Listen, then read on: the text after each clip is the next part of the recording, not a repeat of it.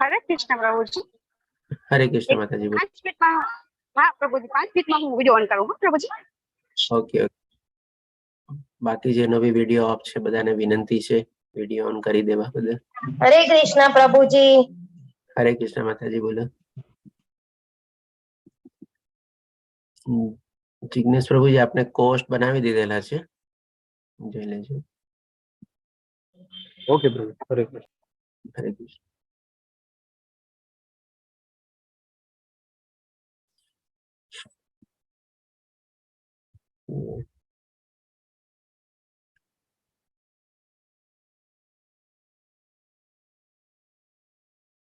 वैशाली माताजी, आशिता माताजी, विशाल प्रभुजी, विजया माताजी, ज्योति माताजी, हेमा माताजी, आप सर्वे ने विनंती वीडियो ऑन करवा बदल।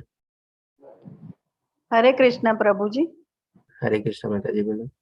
हाँ तबियत सारी નથી ને તો હું આડી પડતા પડતા સાંભળું છું એટલે વિડિયો ઓન નથી રાખ્યો। ओके माताजी। तो आज આપણે અધ્યાય 8, 9 અને 10 કવર કરવાના છે। ગયા સેટરડે આપણે રાધા અષ્ટમીના હિસાબે આપણે ક્લાસ મુલતવી રાખ્યો હતો।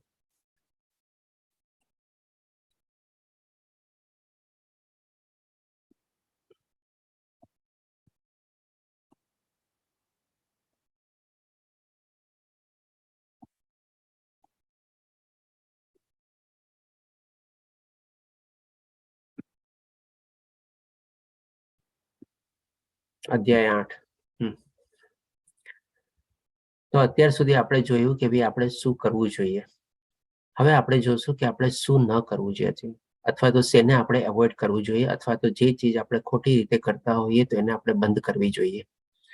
તો આમાં આપણે આવે છે કે ભાઈ 19 થી લઈને આગળની જે બધી પ્રક્રિયા છે ટોટલ 64 પ્રક્રિયાઓ છે એમાંથી આપણે અત્યાર સુધી આપણે 18 સુધી કવર કરેલી છે અને 19 માંથી આપણે જોશું કે ભાઈ આપણે કઈ ચીજો નથી કરવાની। તો પૂરક વૈદિક સાહિત્ય અપરાધોની 32 સૂચિ આપે છે એટલે આવી 32 ચીજોનું લિસ્ટ છે જે આપણે ભક્તિ માર્ગમાં શુદ્ધ ભક્તિમાં આગળ વધવા માટે આપણને બાધાકારક થઈ શકે અથવા આપણને અવરોધરૂપ થઈ શકે અથવા તો આપણને અડચણરૂપ થઈ શકે તો આપણે એને અટકાવવી જોઈએ, બંધ કરવી જોઈએ અથવા તો આસ્તે આસ્તે એના ઉપર આપણે કાબુ મેળવવો જોઈએ। સૌથી પહેલું એમાં આવે છે મંદિરમાં વાહનો કે ચપ્પલ પહેરીને પ્રવેશ ન કરવો। નોર્મલી આમાં ઘણી બધી ચીજો આપણને કોમન જોવા મળશે કે આપણે નોર્મલી કરતા જ હોતા નથી પણ બાય ચાન્સ ક્યારેક ક્યારેક ભૂલી ચૂકે બી આવું કંઈ થઈ જાય તો આપણે સાવચેત રહેવું જોઈએ। ડેફિનેટલી આપણે કોઈ મંદિરમાં આપણે જૂતા ચપ્પલ પહેરીને જતા જ ન હોઈએ, આપણે બહાર કાઢી રાખતા હોઈએ અને પછી જ આપણે મંદિરમાં પ્રવેશ કરતા હોઈએ અને એવી જ રીતે આપણે વાહનમાં બી બેસીને જવાનો તો કોઈ સવાલ આવતો નથી। જન્માષ્ટમી, રથયાત્રા જેવા તહેવારોની ઉજવણી કરવાનું ચૂકશો નહીં। ડેફિનેટલી જન્માષ્ટમીની સાથે સાથે આપણે ગયા અઠવાડિયે રાધા અષ્ટમીને બી આપણે સરસ રીતે ઉજવી એટલા માટે જ આપણે આ ક્લાસને મુલતવી રાખેલો હતો। એવા બધા જે આપણે મુખ્ય જે આપણા તહેવારો છે, ભગવાનના ઉત્સવો છે એ બધાની ઉજવણી ડેફિનેટલી આપણે કરવી જ જોઈએ। એને ગમે તે રીતે આપણે એને ચૂકવી તો ન જ જોઈએ કોઈ પણ સંજોગોમાં।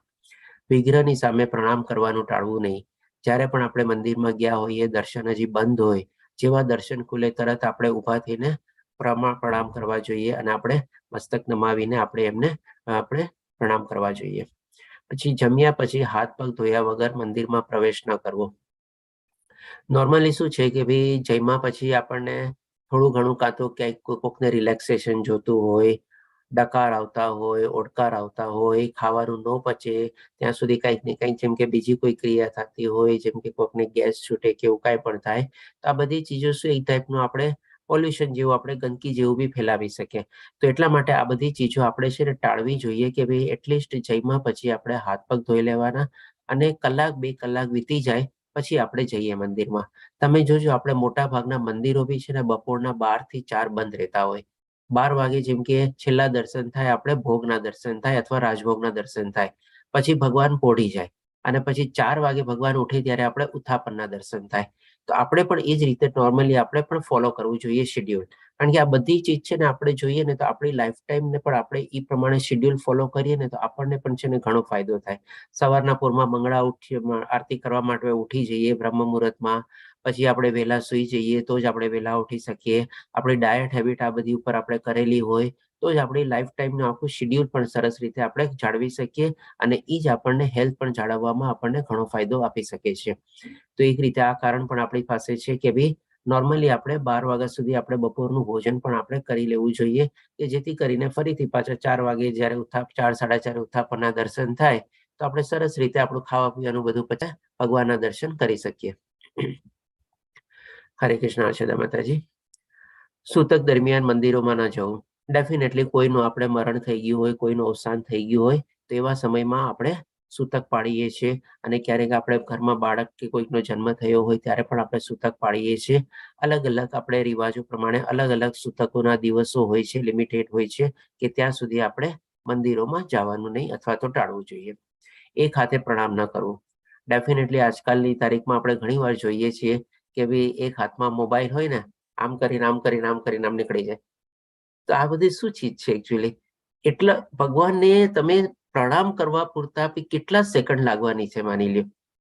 ફટાફટ બી પ્રણામ કરો તો 15, 20, 25, 30 સેકન્ડ. સારી રીતે પ્રણામ કરીએ તો ચાલો આપણે કહીએ કે ભાઈ ચાલો 1 મિનિટ જેવું લાગશે. આપણે સરસ રીતે ભગવાનને નીચેથી ઉપર સુધી આખા વિગ્રહના દર્શન કરીએ. એ દર્શનને આખો દિવસ યાદ રાખવા આપણે મનસ્મૃતિમાં આપણે સમાવીએ તો કદાચ ચાલો 1-1.5 મિનિટ લાગતી હશે. પણ ચાલો બહુ જ ઉતાવળ હોય અને એટલા ઉતાવળમાં બી આપણે દર્શન કરવા હોય ત્યારે આપણે મોબાઈલમાં આમ સાંભળીને આપણે આમ દર્શન કરતા હોઈએ તો is that good habit? Not at all. કમસે કમ એટલી ટાઈમ માટે તો આપણે મોબાઈલને બંધ રાખવો જોઈએ, મોબાઈલને ટાળવો જોઈએ આપણે. તો એ રીતે આપણે જોઈ શકીએ કે ભાઈ આપણે એક હાથે અથવા એવી રીતે જે આજકાલ આપણને હેબિટ પડી ગઈ છે એક હાથમાં મોબાઈલ અને એક હાથમાં દર્શન કરવાની અને આમ તેમ કરીને હાથ આમ કરી લેવાના એટલે ભગવાનને પ્રણામ થઈ ગયા. તો is that good habit? Not at all. તો એવી રીતે આપણે સમજવું જોઈએ કે આવી રીતે પ્રણામ કરવાની કોઈ આપણે પદ્ધતિ છે નહીં, કોઈ રીત છે નહીં એવી. વિગ્રહની સામે પરિક્રમા ન કરવી. વિગ્રહની સામે પરિક્રમા ન કરવાની મતલબ શું છે કે જેમ આજકાલ મોબાઈલ લઈને એક હાથે પ્રણામ કરવાની હેબિટ નીકળી છે ને એવી રીતે મંદિરની જે પરિક્રમા છે ને એના માટે પણ એક છે ને નવો શોર્ટકટ નીકળ્યો છે કે મંદિરમાં દર્શન કરે, એક હાથે દર્શન કરી અને આમ ગોળ ગોળ એક રાઉન્ડ ફરી લે એટલે થઈ ગઈ પરિક્રમા. એટલે કે આવી રીતેનો સેન્સમાં લેવાનો છે આપણે કે મંદિરમાં આપણે વિગ્રહની સામે ઉભા આપણે પરિક્રમા ન કરવી જોઈએ. નોર્મલી આપણે મંદિરની પરિક્રમા કરવાની હોય છે એટલે કે ભગવાનના જમણા હાથેથી શરૂ થઈને પછી આપણે આખો રાઉન્ડ પાછળથી લઈને આગળ સાથે મારવાનો હોય છે. તો આપણે એવી રીતે પરિક્રમા કરવી જોઈએ, નહીં કે વિગ્રહની સામે ઉભા આપણે ગોળ ગોળ ઘૂમી જવાનું. વિગ્રહની સામે પગ ફેલાવીને બેસવું નહીં. ક્યારેક આપણે મંદિરમાં જઈએ છીએ હજી દર્શનની ન ખુલ્લા હોય ને તો પણ છે ને આ આપણે હેબિટ તો ટાળવી જ જોઈએ. દર્શન ખુલેલા હોય ત્યારે તો આપણે રાખવા જ ન જોઈએ આવી રીતે પગ ખોલીને, જેમ કે પાછળ કોઈ દિવાલને ટેકો કરીને બેસી ગયા અને પગ લાંબા કરીને આપણે બેસી ગયા. ચાલો દર્શન ખુલશે ને ત્યાં સુધી આપણે બેઠા છીએ ને ગપ્પા મારીએ, મોબાઈલ જોઈએ, આ કરીએ તે કરીએ. તો આ રીતે ન બેસવું જોઈએ. નોર્મલી આપણે ઘૂંટણ ઉપર બી ન બેસવું જોઈએ આપણે, અને પગની એડીઓ બી આમ સામે રાખીને કે એમ પાછળમાં રાખીને આપણે ન બેસવું જોઈએ. એકદમ સરસ મજાની પલોઠી વાળીને આપણે બેસવું જોઈએ. પછી વિગ્રહની સામે કોણી, ઘૂંટણ કે પગના ટેકે પણ ન બેસવું જોઈએ. આપણે જોયું વિગ્રહની સામે ન સૂવું. જો બેસવાનું જ મનાઈ હોય આવી રીતે શિષ્ટાચાર પ્રમાણે તો પછી આપણે સુવાની તો વાત જ દૂર રહી. ક્યાંથી આપણે સુવાય? મંદિરમાં આડા પડીને સુઈ જવાનું આપણે શું મંદિરને ટાઈમ છે ખુલવાને ચાલો તો પછી? Definitely not. વિગ્રહની સામે પ્રસાદ ન ખાવો.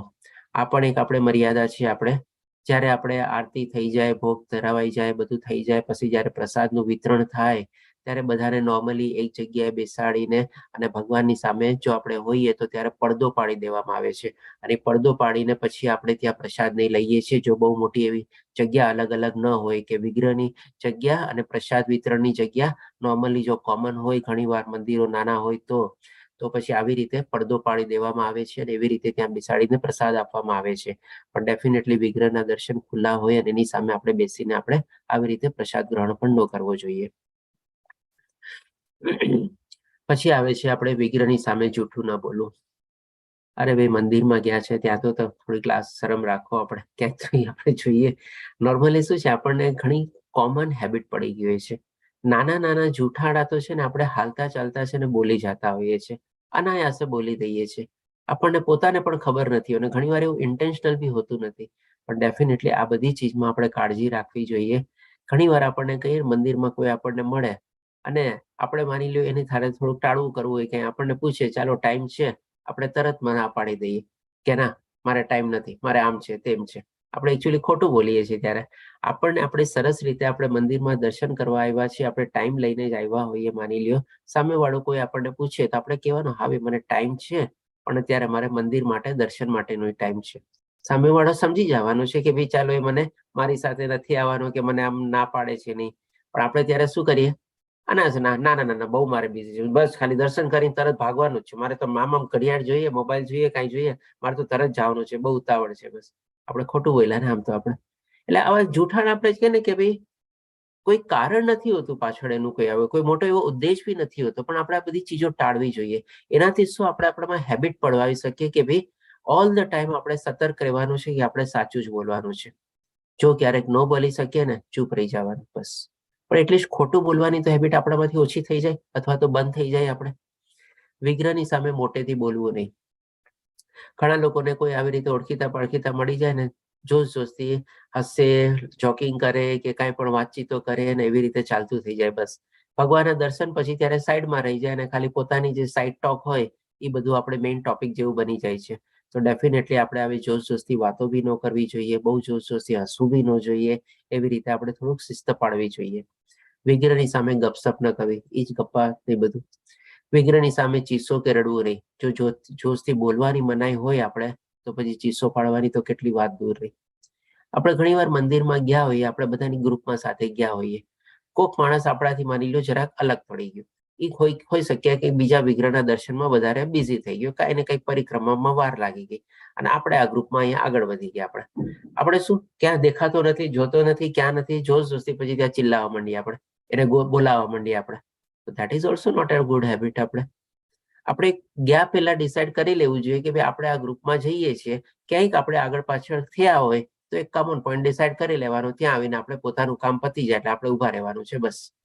અને એ પ્રમાણે પછી પાછા આપણે મળી ગયા. 2-5 મિનિટ કોઈને મોડું થયું, વહેલું થયું તો અલગ થઈ ગઈ, પણ આપણે જોશ જોશથી ચિલ્લાવીને બોલાવીને કરીએ, આ ક્યાં ગયો, ઓલો ક્યાં ગયો, અહીંયા બોલાવ, આને બોલાવ, તું ક્યાં વયો ગયો, તને કીધું તો અહીંયા ઉભો રહે છે. This is also not a good. શાંતિ આ બધાનો પાછળનો હેતુ શું છે એકચ્યુઅલી, કે આપણું મન જે છે ને એ ફોકસ અને કન્સન્ટ્રેટ કરવાનું છે ભગવાનના મંદિરમાં, દર્શનમાં ને એના માટે. આ બધી ચીજો જો આપણે એવોઇડ કરીએ ને તો આપણે મન આપણે એમાં ભગવાનમાં લગાડી શકીએ, દર્શનમાં. એકચ્યુઅલી બાકી આ બધી ચીજનો આમ જોવો ને તો એ રીતે આપણે કોઈ પ્રેક્ટિકલ પર્પઝ આપણે એ જ માટે છે કે ભાઈ આપણે મન બીજી જગ્યાએથી હટાવી સંપૂર્ણ રીતે મંદિરમાં ગયા છીએ, ભગવાનના દર્શન માટે ગયા છીએ, ત્યાં જ આપણે ફોકસ અને કન્સન્ટ્રેટ કરી શકીએ. અને આ બધી ચીજો છે ને આપણને એમાં મદદરૂપ થાય છે. એટલા માટે છે ને આપણે આ બધી ચીજો ટાળવાની છે. આ બધી ચીજો ટાળવાનો પાછળનો હેતુ ઈ જ છે આપણો, બીજો કોઈ આપણે હેતુ નથી. પછી ડેફિનેટલી વિગ્રહની સામે ઝઘડો ન કરવો. જોશથી બોલવાની મનાઈ હોય, ચિલ્લાવાની મનાઈ હોય તો ઝઘડો તો કરવાનું જ નથી આપણે. મંદિરમાં એવા છે શેના માટે ઝઘડો કરીએ આપણે? કોઈને મારવું નહીં, હાથ પણ ઉપાડવાની ન જોઈએ. ઘણીવાર શું હોય છે કે ભાઈ મા બાપ સાથે કોઈ નાનું છોકરું ગયું હોય, છોકરું જરાક આડોઅવળું થતું હોય, હાથ છોડી દેતું હોય તો પકડીને જરાક એક ઝાપટ મારીને કે હાથ પકડીને ચાલ, આમ કરીને ચાલ. ધેટ ઇઝ ઓલ્સો બાળક છે પણ એના ઉપર એ હાથ આપણે નથી ઉપાડવાનો તમારે. આજકાલ તો જો કે હવે બધી ટ્રેન્ડ બહુ ઓછા થઈ ગયા છે, પણ બાકીની તો પહેલાના વખતમાં તો છે ને આ બહુ કોમન ચીજ આપણને જોવા મળતી. ઇવન અમે લોકો પોતે પણ છે ને ફેસ કરેલું છે, એટલે અમે પણ બાદ નથી એમાંથી. ઘણી વાર અમે લોકો પણ ક્યાંક જ્યાં હોઈએ, મમ્મીની આંગળી છોડીને, પપ્પાની આંગળી છોડીને દૂર આમ તેમ થઈ જઈએ, ક્યાંક બીજું જોવા લાગીએ કે કંઈક કરવા લાગીએ, પડી જતી એકાદ અમને તો. એટલે કોમન હતું. પણ આજકાલના મા બાપને બધું હવે બહુ સમજી ગયા છે અને બહુ એવું એના માટે પણ બહુ સરસ રીતે જાળવે છે કે ભાઈ બાળકને પણ મારવું ન જોઈએ આપણે. વિગ્રહની સામે કઠોર શબ્દો ના બોલવા જોઈએ. જો ઝઘડો કરવાની, બધાની ઊંચેથી બોલવાની બી મનાઈ હોય તો આવા કઠોર શબ્દ પણ આપણે બોલવા ન જોઈએ. વિગ્રહની સામે ભિખારીઓને દાન ના આપવું જોઈએ. નોર્મલી આપણા ઘણા મંદિરોની સામે આપણને જોવા મળે છે બહારમાં ભિખારીની લોકો બેઠા હોય છે, પણ આ રીતે આપણે બને ત્યાં સુધી આપણે એવોઇડ કરવું જોઈએ, જે પ્રમાણે અહીંયા આપણે કીધેલું છે. વિગ્રહની સામે ચામડાની કોઈ પણ વસ્તુ ન પહેરવી જોઈએ. નોર્મલી આપણો બેલ્ટ છે, વોલેટ છે, પર્સ છે, ચામડાના બેલ્ટ વાળી ઘડિયાળ છે, આ બધી ચીજો પહેરીને આપણે ન જવું જોઈએ. વિગ્રહની સામે કોઈના વખાણ ન કરવા. વખાણ કરવા તો કોના કરવા? ભગવાનની સ્તુતિ કરવાની અને ભગવાનના જ વખાણ કરવાના. બાકી કોઈ એના કરતા મોટું છે નહીં અને આપણે જ્યારે સર્વોત્તમના પૂર્ણ પુરુષોત્તમ પરમેશ્વરના મંદિરમાં ગયા હોઈએ તો પછી બીજા કોઈના વખાણ કરવાની આપણને જરૂર શું છે? આપણે વિગ્રહની સામે કોઈને ખરાબ શબ્દો ન બોલવા, આ બધી ચીજો આવી જાય છે કે આપણે ઝઘડો ન કરવો અને બધામાં આવે. પછી હવે આપણે જો જોઈએ આગળ 23 થી લઈને 32 કે વિગ્રહની સામે વાછૂટ ન કરવી. ખોટે ખોટી આપણે ગપ્પા સૂપીને એવું બધું બી આપણે એવોઇડ કરવું જોઈએ. મૂર્તિ પૂજા, વિધિ, સ્થિતિ, અર્પણ વગેરેમાં ભૂલો ન કરવી. જો આપણે મૂર્તિ પૂજાને બધાનો આપણને અવસર મળે, તક મળે અને આપણે પણ જો ક્યારેક એવા આમાં ભાગ લઈ શકતા હોઈએ તો જેની સિસ્ટમ હોય ફોલો કરવી આપણે જરૂરી હોય છે અને એ પ્રમાણે જ આપણે એને આગળ વધારવી જોઈએ. પ્રથમ કૃષ્ણને અર્પણ કર્યા વિના કંઈ પણ ખાવું નહીં. ડેફિનેટલી આ તો બધી ચીજ આપણા માટે હવે આપણે સરસ રીતે જાણી જ ગયા છીએ કે આપણે ભગવાન જ કહે છે કે તું જે કાંઈ પણ કરે છે, ખાય છે, પીવે છે, બધું પહેલા મને અર્પણ કર અને પછી આપણે એને પ્રસાદ તરીકે આપણે ગ્રહણ કરવાનું છે. ઋતુ પ્રમાણે ભગવાનને ફળ અને અનાજ અર્પણ કરવા જ ભૂલશો નહીં. ડેફિનેટલી આપણે જેમ આપણે ઉનાળો આવી અને કેરી ખાવાની કેમ આપણને ઈચ્છા થાય, ગરમીમાં આપણને બધા જ્યુસ પીવાની કેમ ઈચ્છા થાય, તો ભગવાનને પણ એવું જ છે ને. આપણે ભગવાનને પણ આપણે ઋતુ અને સિઝન પ્રમાણે આપણે ભોગ ધરાવવાનો છે અને એ પ્રમાણે આપણે વેજીટેબલ્સ છે, શાકભાજી છે, ફળ ફૂલ છે અને ફૂલો પણ આપણે અલગ અલગ સિઝનમાં અલગ અલગ ફૂલો આવે છે તો એ પ્રમાણે આપણે વિગ્રહને આપણે ધરાવવા જોઈએ અથવા તો આપણે ભોગ બનાવવો જોઈએ અને આપણે એને અર્પણ કરવા જોઈએ. ભોજન રાંધ્યા પછી પ્રથમ વિગ્રહને અર્પણ કર્યા વિના કોઈને પીરસવું જોઈએ નહીં.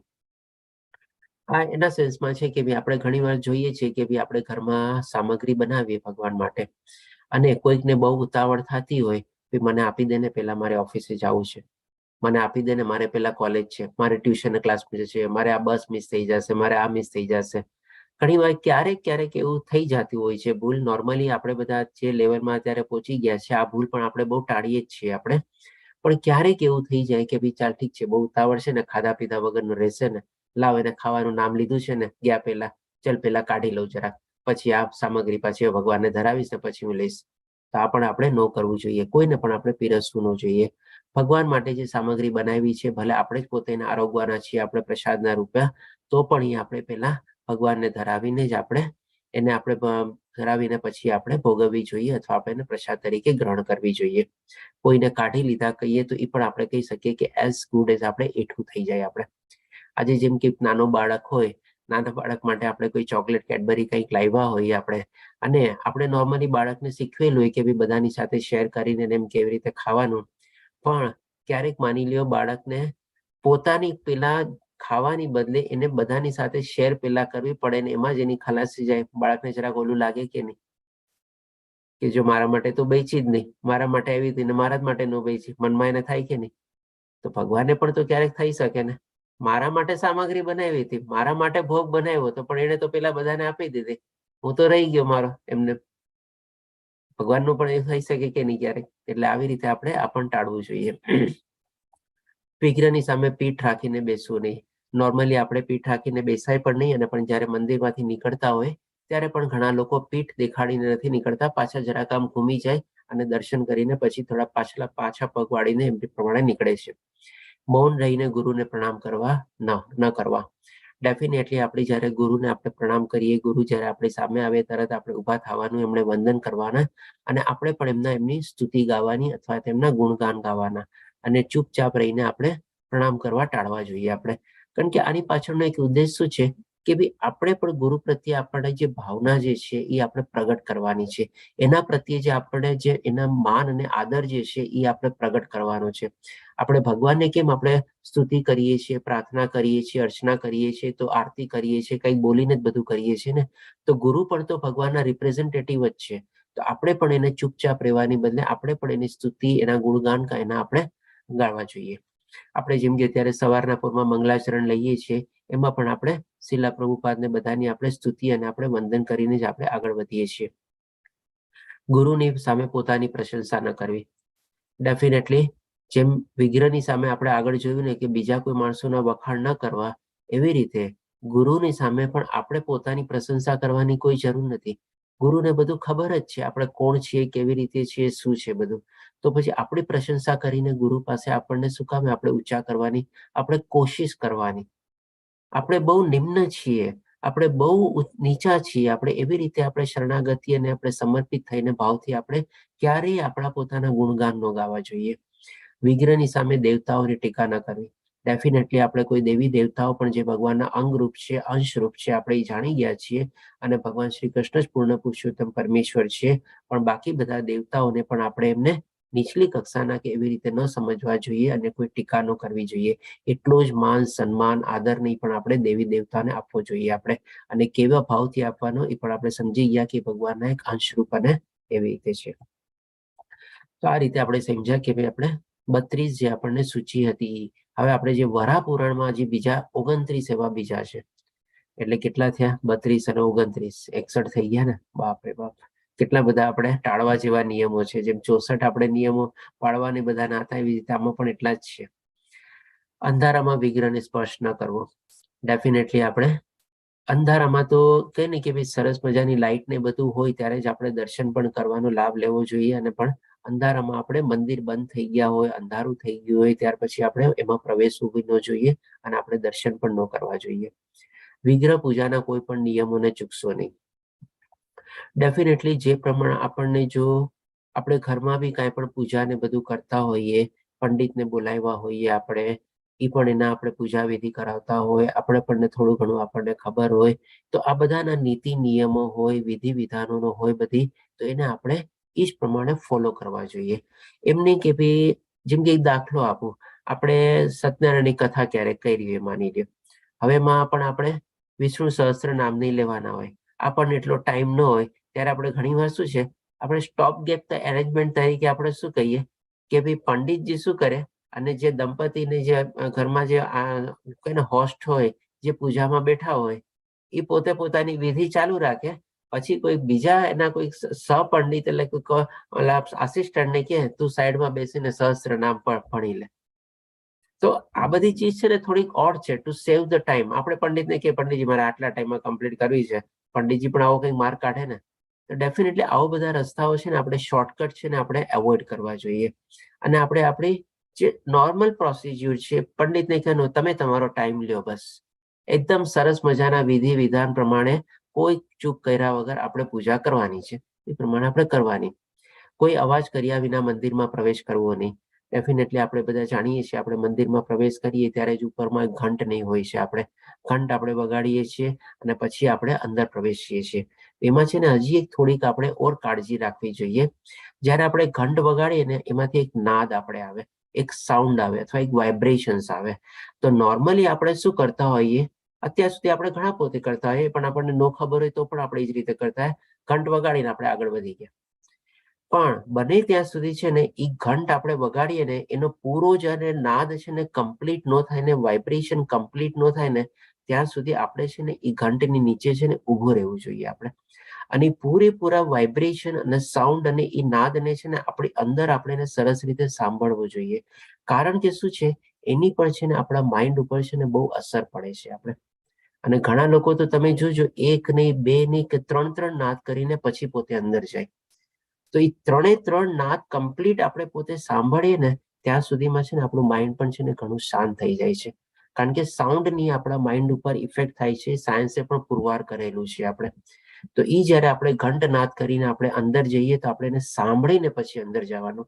2-3 સેકન્ડ, 5 સેકન્ડ, 10 સેકન્ડ ઉભા રહી શકીએ આપણે. ડિપેન્ડ કરે છે કેવો મોટો ઘંટ છે, એટલો મોટો એનો નાદ થાય આપણે.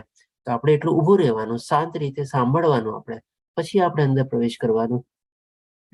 એટલે કે ભાઈ, અને બીજો પર્પઝ શું છે કે આપણે કોઈ પણ ઘરમાં આપણે જઈએ ત્યારે બેલ કેમ વગાડીએ, તો એવી જ રીતે આપણે ભગવાનને પણ આપણે સૂચિત કરીએ છીએ કે ભાઈ અમે આવ્યા છીએ. આપણે નોક કરીએ છીએ કે ભાઈ અંદર આવીએ, પરમિશન લઈએ છીએ આપણે એક ટાઈપની. કૂતરા કે અન્ય પ્રાણીઓની ખરાબ નજરથી બગડેલા ભગવાનને કંઈ પણ અર્પણ ન કરવું. ડેફિનેટલી આપણે કોઈ ચીજની કોઈ એવા નજર ન પડી જાય એવા આપણે સામગ્રીને બનાવેલી હોય અને આપણે થોડીક કવર કરીને રાખીએ છીએ, કપડાથી ઢાંકીને રાખીએ, અથવા તેના ઉપર પ્રોપર વાસણ હોય તો એનું પણ આપણે ઢાંકણ રાખીએ અને પછી આપણે ભગવાનને આપણે ધરાવીએ છીએ અથવા આપણે અર્પણ કરીએ છીએ. અને બને ત્યાં સુધી એવું કરવું જોઈએ કે આવા કોઈ આપણે પ્રાણીઓની એના ઉપર નજર ન પડે. પૂજા કરતી વખતે મૌન ન તોડવું. ડેફિનેટલી આ ઓલાના સંદર્ભમાં છે, જેમાં આપણે શું છે કે જે વિધિ વિધાનો બધી પાલન કરવાનો છે, એટલે કે પૂજાના કોઈ પણ નિયમોને ચૂકવાનું નથી. એમાં પણ એક નિયમ જ છે, આપણે જે પૂજા વિધિ ચાલતી હોય ત્યારે આપણે મૌન રહેવું જોઈએ, આપણે ચૂપ રહેવું જોઈએ. જેમ કે ફરીથી જ આપણે દાખલો લઈએ, માની લો સત્યનારાયણની કથા આપણે ઘરમાં કરી હોય, બધાને બોલાવ્યા હોઈએ આપણે, અને જે દંપતી હોય, હોસ્ટ હોય, એ તો એમાં બિઝી હોય, માની લો એ તો મૌન પાડતા જ હોય, પણ બાકી જે બધા બેઠેલા હોય ને, કથા જે સાંભળતા હોય ને, અથવા તો આ વિધિ જે જોતા હોય ને, એને પણ છે ને બીજી કોઈ સાઇડ ટોક અથવા ગપસપ ન કરવી જોઈએ, એને પણ એમાં ધ્યાન પડવું જોઈએ. કહેવાનો મતલબ એ છે કે ભાઈ એ લોકોથી પણ બીજા લોકોને ખલેલ પડી શકે છે. જે સાંભળતા હોય, આજુબાજુ વાળા લોકો બીજી વાત ન કરતા હોય એને પણ ડિસ્ટર્બ થાય, જે પૂજા કરવા બેઠા હોય એને ડિસ્ટર્બ થાય, જે પૂજા કરાવતા હોય એને પણ ડિસ્ટર્બ થાય. એના કરતા સરસ રીતે શાંત રહીને સરસ મજાનો આપણે પૂજાને એન્જોય કરવાની છે. આપણે પૂજા કરતી વખતે શૌચાલય ન જવું. નોર્મલી આપણે પૂજા કરતી વખતે બેસીએ છીએ ત્યારે આપણે ચોખ્ખા થઈને બેસીએ છીએ, અને પંડિત નહીં પણ આપણને કહે છે ચોખ્ખા થઈને બેસો છો ને, બાથરૂમ ને બધું જઈ આવ્યા છો ને, કારણ કે આપણને 1-1.5-2 કલાક લાગવાના હોય, તો ત્યાં સુધી આપણે થોડું કંટ્રોલમાં રાખવું પડે. પહેલા ફૂલ ચડાવ્યા વિના દીવો ન કરવો. આ પણ એક આપણે પૂજાની વિધિ છે. આપણે કે નોર્મલી આપણે આજકાલની તો આપણે આરતી થાળીમાં બહુ સરસ રીતે ડેકોરેટ ને બધું થાય છે એમાં તો ઓલરેડી એમાં ફૂલ ને બધું હોય જ છે, પછી દીપક બી હોય છે, અને પછી દીપક પ્રગટાવવામાં આવે છે. એટલે કે આ ચીજ આપણે આ ફોલો કરવી જોઈએ કે ભાઈ નોર્મલી ક્યારેય દીવો કે કંઈ કરતા હોઈએ તો પહેલા આપણે ફૂલ અર્પણ કરવાના, અથવા તો આપણે એ રીતે કોઈ સામગ્રી આપણે અર્પણ કરવાની, અને પછી આપણે દીવો કરવાનો. દરરોજ ખૂબ સારી રીતે મોં અને દાંત સાફ કરવાનું ચૂકશો નહીં. આ આપણે જોઈએ ને તો આપણી નોર્મલ જે આપણી હેબિટ હોય છે ને, આપણે જેમ પોતાનું ક્લિન્ઝિંગ કરીએ છીએ ને, આઉટર ક્લિન્ઝિંગ, સવારે પોરમાં આપણે જે રૂટીન કામ કરીએ એ પણ આપણે કરતા જોઈએ છીએ. પણ આમાં શું છે, શું કામ કહેવામાં આવેલું છે કે ભાઈ આપણે ઘણીવાર છે ને આપણા જો મોઢામાંથી ને એમાંથી છે ને સરખી રીતે જો દાંત ને બધું આપણે નો સાફ કરીએ ને, તો જેમ જેમ દિવસ પસાર થાય ને આસ્તે આસ્તે છે ને આપણા મોઢામાંથી એક સ્મેલ આવતી હોય છે. ક્યારેક ક્યારેક ઘણા લોકો તો દિવસમાં 2 વાર નહીં તો 3 વાર તો કરતા જ હોય છે બ્રશ. આમ તો જુઓ તો 1 વાર તો અત્યારે જે કહે ને કે બહુ ઓછું કહેવાય. આપણે સવારના તો આપણે કરતા જ હોઈએ બ્રશ, પણ જો આખો દિવસ બ્રશ પછી ન કરીએ તો ક્યારેક ક્યારેક પછી આપણા મોઢામાંથી એવી કંઈક સ્મેલ આવે જ છે. આપણે અને ઘણા લોકો રાતના સૂતી વખતે બી બ્રશ કરે છે, અને ઘણા લોકો પછી ક્યારેક બપોરના કે સાંજના ટાઈમ મળે તો બી એકવાર બ્રશ કરી લેતા હોય છે.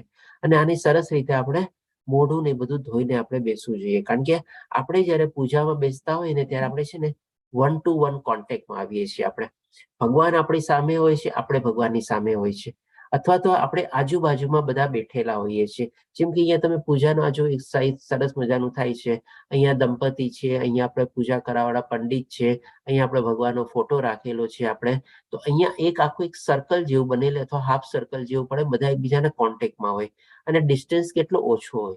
તો આવી રીતે આપણે જયારે બધા મંત્રોચ્ચાર ને બધું બી ચાલતું હોય ને, તો એમાં બી શું આપણે મોઢામાંથી આવી કોઈ સ્મેલ ન આવે, કોઈ એવી આપણે ગંધ ન આવે. કે કારણ કે ભગવાનની આપણે જો પંડિતજી મંત્ર ઉચ્ચાર બોલતા હોય ને પછી આપણે એને ફોલો કરતા હોય તો ભગવાન બી તો સાંભળતા હોય બધું. હવે આપણે બોલતા હોય ને આપણા મોઢામાંથી સ્મેલ આવતી હોય, ભગવાનને બેસવું ગમે કે ન ગમે ને? ઇવન આપણને પોતાને પણ કોઈ બાજુવાળા માણસના પાસેથી ગમેથી સ્મેલ આવતી હોય, આપણે થોડુંક એવોઇડ કરીએ છીએ ને.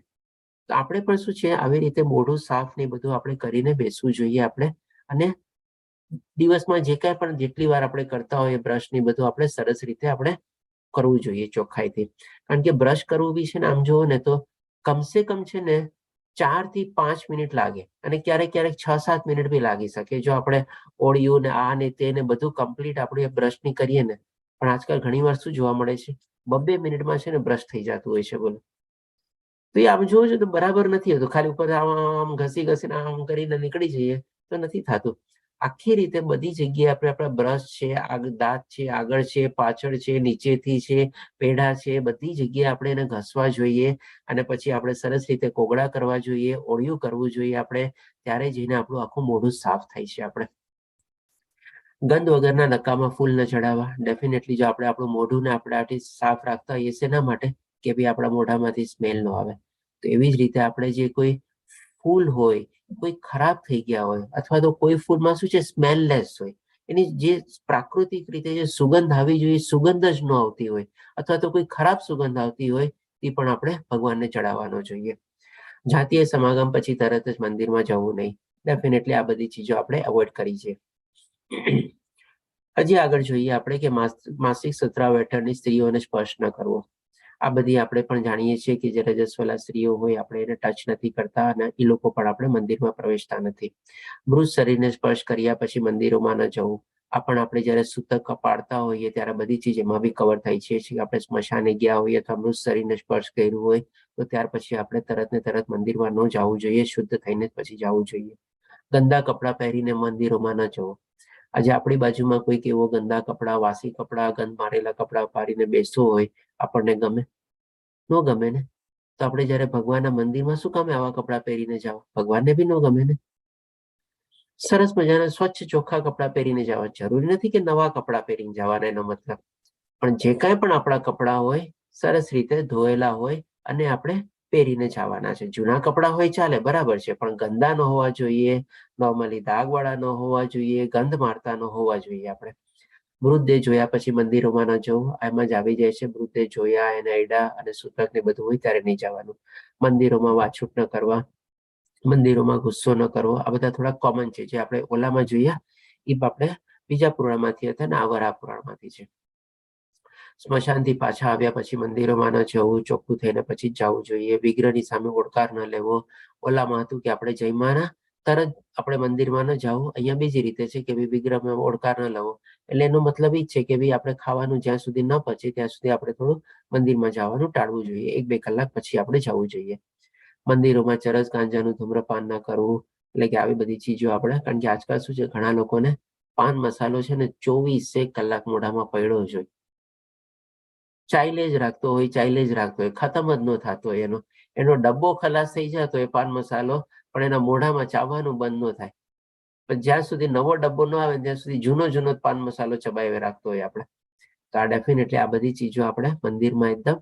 અને બીજી બી તમે જુઓ, જેમ આપણે આગળ જોયું ને કે આપણે સરસ રીતે દાંત મોઢું ધોઈને અંદર જવું જોઈએ. તો આવો પાન મસાલો ને આપણે ખાઈને જાતા હોઈએ તો ઓટોમેટિકલી સ્મેલ આવવાની જ છે, ગંધ મારવાનું જ છે મોઢું. તો પછી એનો મતલબ એ જ થઈ ગયો ને કે આપણે મોઢું બી નથી ધોયું બરાબર, દાંત બી સાફ નથી કર્યા આપણે. મંદિરોમાં અફીણ અથવા કેફી પદાર્થ ન લેવો. આ પણ એ ચીજ છે કે ભાઈ આ બધા એવા નશાવાળા પદાર્થોને એમાં સામેલ થઈ જાય છે. પછી હવે છેલ્લા 9મી જોઈએ આપણે, તે તેલ માલિશ કર્યા પછી વિગ્રહને સ્પર્શ ન કરવો.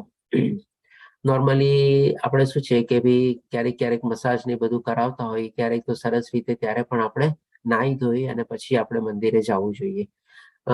એમ નહીં કે ભાઈ ચાલો રસ્તામાં ચાલતા ચાલતા પેલા વાં જઈએ, આપણે વચ્ચે ઓલો મસાજ પાર્લર આવે છે, મસાજ કરાવી પછી ત્યાંથી મંદિરે વયા જશું. That is not a good habit. Normally મસાજમાં બી પણ આપણે નાવાની વ્યવસ્થા હોય છે, ક્યાંક હોય છે, ક્યાંક નથી હોતી, પણ આ પ્રેક્ટિસ જ છે ને આપણે સદંતર રીતે બંધ કરવી જોઈએ કે ભાઈ આવી રીતે આપણે કરવાનું. ભગવાનની સર્વોપરિતા સ્થાપિત કરતા કોઈ પણ શાસ્ત્રોનું અપમાન ન કરવું. ડેફિનેટલી જેમ દેવી દેવતાનું આપણે અપમાન ન કરવું જોઈએ, એવી જ રીતે આપણા કોઈ પણ શાસ્ત્રો જે છે આપણે એનું આપણે અપમાન ન કરવું જોઈએ, એની આપણે ટીકા ન કરવી જોઈએ. કોઈ પણ વિરોધાભાસી શાસ્ત્રોનું પ્રતિનિધિત્વ ન કરવું. ઘણીવાર એવા આપણી સામે કોન્ટ્રાડિક્ટરી છે ને સ્ટેટમેન્ટ આવી જાય છે, અથવા તો એવા કોઈ કોન્ટ્રાડિક્ટરી માણસો બી આવીને ઉભા રહી જાય છે. ઘણીવાર એવા પોલિટિકલ સ્ટેટમેન્ટ હોય છે કે કાંઈ પણ હોય છે કે જેને લોકો શાસ્ત્રોની સાથે પછી કોઈ સંબંધ હોય કે ન હોય પણ કંઈક ને કંઈક રીતે કનેક્ટ કરીને એકબીજાને ઉશ્કેરવા માટે અથવા તો આર્ગ્યુમેન્ટ અથવા ડિબેટ ચલાવવા માટે આવું બધું કરતા હોય છે. આપણે શું કરવાનું, નોર્મલી એ બધી ચીજમાંથી આપણે એવોઇડ કરવાનું. આપણે એને ઉભા થઈને વહી જવાનું કે મને નથી ખબર તમે શું ચર્ચા કરો છો ને, આઈ ડોન્ટ નો, બસ એમ કરીને આપણે આપણો રસ્તો ગોતી લેવાનો. આપણે પણ આપણે એનું આપણે રિપ્રેઝન્ટ બી નહીં કરવાનું, ના આ ખોટું છે આ સાચું છે, આ છે, આપણે જજ બનવાની જરૂર નથી. આપણને ખબર નથી, બસ ચાલો આપણે વાત કરી આપણે નીકળી જવાનું. વિગ્રહની સામે પાન સુપારી ન ચાવવા, આપણે ઓલરેડી ડિસ્કસ કર્યું આના માટે. અશુદ્ધ વાસણોમાં રાખેલા ફૂલ ન ચડાવવા. ડેફિનેટલી એનું તાત્પર્ય એ જ છે કે ભાઈ વાસણ બી જો ગંધાતું હોય, એમાંથી પણ કોઈ સ્મેલ આવતી હોય તો એમાં આપણે કેવી રીતે કોઈ ચીજને રાખી શકીએ જે આપણે ભગવાનને આપણે અર્પણ કરવાની હોય. ઇવન આપણને પણ માની લો ખાવા માટે કોઈ આપણને ખાવાનું કોઈ ચીજમાં આપે અને કન્ટેનર જ અથવા જે બાઉલ અથવા વેસલ જે થાળી હોય આપણે એ ચોખ્ખી હોય તો આપણે કે ભાઈ આમાં મને નહીં આપતી, સાફ કરીને આપ, કેવી રીતે આપ. તો પણ આપણે પણ ભગવાનને એ તકેદારી રાખવી જોઈએ. આસન પર બેઠા વિના ભગવત પૂજા ન કરવી.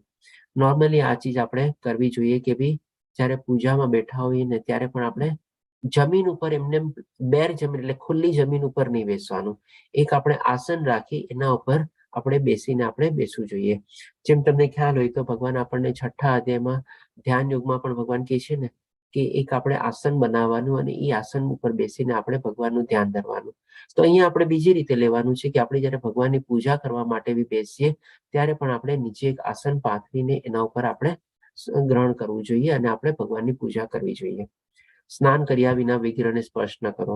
આ તો બહુ કોમન ચીજ થઈ ગઈ છે, હવે બધાને ખબર હશે. મસ્તક પર 3 લીટીનું તિલક ન કરવું અને હાથ પગ ધોયા વગર મંદિરમાં પ્રવેશ ન કરવો. આ બધું ચીજ આપણે ઘણી વાર તમે જોજો મંદિરમાં પણ છે ને, આપણે જયારે જૂતાને બધું કાઢીએ ને ત્યાં છે ને એક નળ અથવા કોઈ પાણીનું આપણે વ્યવસ્થા હોય છે કે જ્યાં આપણે હાથ પગ ધોવાની આપણે વ્યવસ્થા હોય ને, એ હાથ પગ ધોઈને પછી આપણે મંદિરમાં પ્રવેશ બી કરી શકીએ. એક સાઈડમાં જૂતા કાઢ્યા, જૂતા કાઢીને પછી તરત આપણે પાણીમાં ગયા આપણે અને આપણે જે કાંઈ વ્યવસ્થા હોય એમાં હાથ પગ ધોયા અને પછી આપણે મંદિરમાં પ્રવેશ કરીએ. તો આ રીતે આપણે 29 આપણે અપરાધો છે જે આપણે જોયા કે જે આપણે ટાળવા જોઈએ અથવા તો આપણે ખ્યાલ રાખવો જોઈએ. જી અનિતા માતાજી, આપનો એન્ડ્રેસ છે. હા, હરે કૃષ્ણ પ્રભુજી. તિરુપતિમાં ઇસ્કોન મંદિર છે ને, ત્યાં તો બહાર પાણીનું આખું પેલું પાણી વહે ને એવું છે, એની ઉપરથી પસાર થઈને જવાનું એવું છે. બહુ મસ્ત વ્યવસ્થા છે ત્યાં. સરસ માતાજી, ખૂબ ખૂબ ધન્યવાદ શેરિંગ બદલ. તિરુપતિ બી એકવાર હવે જવું પડશે. તિરુપતિ હજી ગયો નથી. સરસ.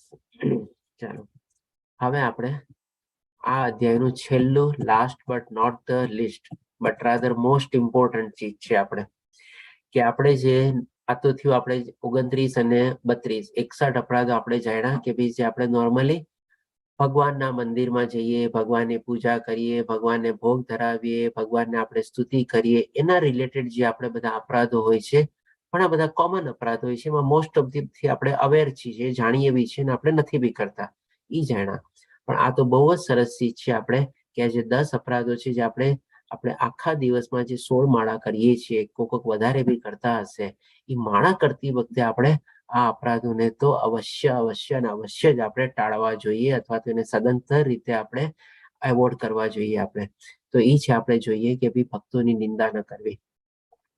જે આપણે પવિત્ર ભગવાન હરે કૃષ્ણ કૃષ્ણ કૃષ્ણ હરે હરે, હરે રામ રામ રામ હરે હરે, એના નામની આપણે ઈ જપમાલાની આપણે જે 16 માળા જપીએ છીએ 108 મણકા વાળી આપણે, એમાં સાથે આપણે જે જપ નામ વખતે આપણે જે અપરાધો થાય છે એ આપણે ટાળવા અવશ્ય જરૂરી છે જ. આપણે it is a but compulsory આપણે કહી શકીએ, મેન્ડેટરી. આપણે ભક્તોની નિંદા ન કરવી.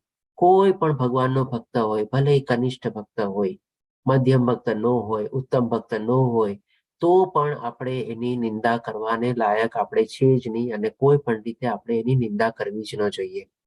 શિવ અથવા બ્રહ્મા જેવા દેવોને ભગવાન વિષ્ણુના સમાન ગણવા. આપણે જાણીએ છીએ કે પૂર્ણ પુરુષોત્તમ પરમેશ્વર એક જ છે અને ઈ છે ભગવાન શ્રી કૃષ્ણ. અને શિવજી, બ્રહ્માજી એ બધા શું છે? ભગવાનના અંશ વિસ્તાર છે, અંગ વિસ્તાર છે, એમનામાંથી જ બધા ઉદ્ભવેલા છે. એટલે આપણે કદાપી પણ આપણે બ્રહ્માજી, શિવજીને પણ શ્રી કૃષ્ણ ભગવાનની તુલ્ય અથવા સમાન તુલ્ય ઇક્વલ કેટેગરીમાં આપણે ન ગણવા જોઈએ, જેમાં વિષ્ણુનો પણ સમાવેશ થઈ જાય છે. આપણે કે ભાઈ વિષ્ણુ ભગવાન અને શ્રી કૃષ્ણ ભગવાન આપણે એક ગણી શકીએ, પણ શિવજી અને બ્રહ્માજી પણ આપણે અલગ રીતે તારવવાના છે ને એવી રીતે આપણે સમાન કક્ષે આપણે નથી ગણવાના. કેવી રીતે ગણવાના છે આપણે સરસ રીતે સમજી ગયા છે આપણે ભગવદ્ ગીતાની બધામાંથી. આધ્યાત્મિક ગુરુના આદેશનો અનાદર કરવો ડેફિનેટલી આપણે બહુ મોટો અપરાધ છે. એમાં પણ જો આપણે દીક્ષા લીધી હોય અને પછી જો આપણે આપણા ગુરુનો અનાદર કરીએ, એને જે આપણને આજ્ઞા આપી હોય એનું આપણે પાલન ન કરીએ, એ પણ એક બહુ મોટો અપરાધ છે. આપણે વૈદિક ગ્રંથો અથવા શાસ્ત્રોની નિંદા કરવી, જેમ આપણે આગળ બધા અપરાધોમાં જોયું કે ભાઈ આપણે ખોટી રીતે આપણે એનું પ્રતિનિધિત્વ નહીં કરવાનું, પણ સાથે સાથે જે આપણા પ્રમાણિત શાસ્ત્રો અથવા ગ્રંથો જે છે એની પણ આપણે કદાપી આપણે નિંદા ન કરવી જોઈએ. કોઈ ચીજ આપણને એમાંથી સમજવામાં ન આવે ને તો આપણે છે ને કોઈકની હેલ્પ લેવાનું, આપણા ગુરુની કે આપણા સહભક્તોની કે બધાની આપણે હેલ્પ લેવાની, આપણો કોઈ ડાઉટ ક્લિયર કરવા માટે, કન્ફ્યુઝન ક્લિયર કરવા માટે. પણ આપણે એની નિંદા કદાપી ન કરવી જોઈએ કે આ ચીજ ખોટી છે. જે ચીજ છે એ આપણે સંપૂર્ણ છે, ભગવાનમાંથી જ વેદો ઉદ્ભવેલા છે અને સંપૂર્ણ સત્ય જ છે. આપણે હરે કૃષ્ણના જાપનો મહિમા એક કલ્પના ગણવો, એટલે કે ભાઈ આ કોઈનો ઉદ્ભવેલો નથી. આપણે કે ભાઈ કોઈ કાલ્પનિક રીતે આ મંત્ર કાઢેલો છે ને આપણે એનો મંત્રનો જાપ કરીએ છીએ, એવી રીતે નથી.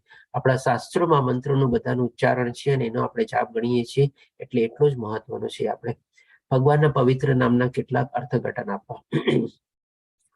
ભગવાનના આપણે જાણીએ છીએ કે ભાઈ ઘણા બધા નામ છે. આપણે કોઈક જગ્યાએ આપણે 108 નામ કોઈક લઈએ છીએ, ક્યારેક આપણે સહસ્ત્ર 1008 નામ લઈએ છીએ. એવી રીતે અગણિત નામ છે આપણે કહી શકીએ.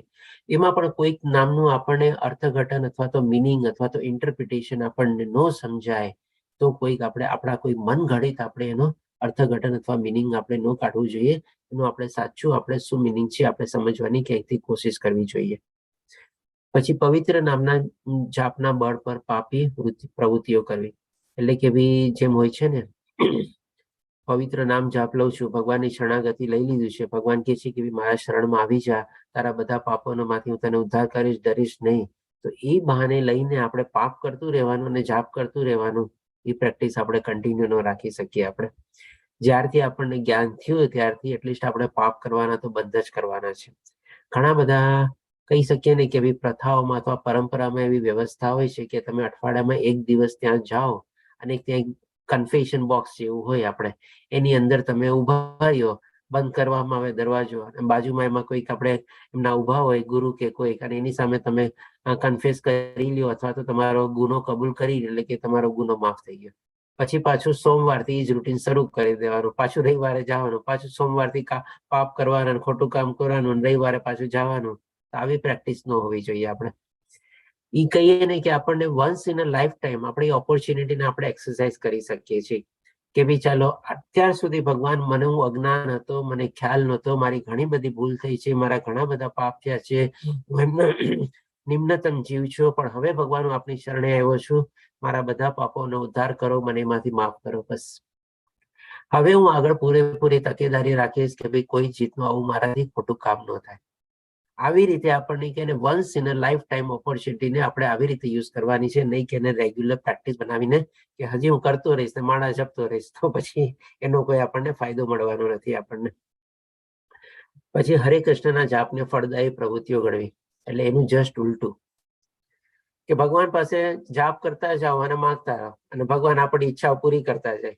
તો આ રીતે પણ ન હોવું જોઈએ કે ભાઈ ભગવાન મારી આ ઈચ્છા હતી, આ પૂરી થઈ, આ છે, આ બીજી કરો, ત્રીજી કરો, ત્રીજી કરો, હું તમારી માળા કરતો રહીશ બસ. તો દેટ ઇઝ ઓલ્સો અપરાધ જ છે આમ જોવો તો. ઓલો નેગેટિવ રીતે અપરાધ છે કે પાપ કરવા માટે આપણે જઈએ છીએ, માળા કરીએ છીએ, અને અહીંયા આપણી ઇન્દ્રિય તૃપ્તિ માટે આપણે માળા કરીએ છીએ. તો બંને જ અપરાધ જ થયા ને.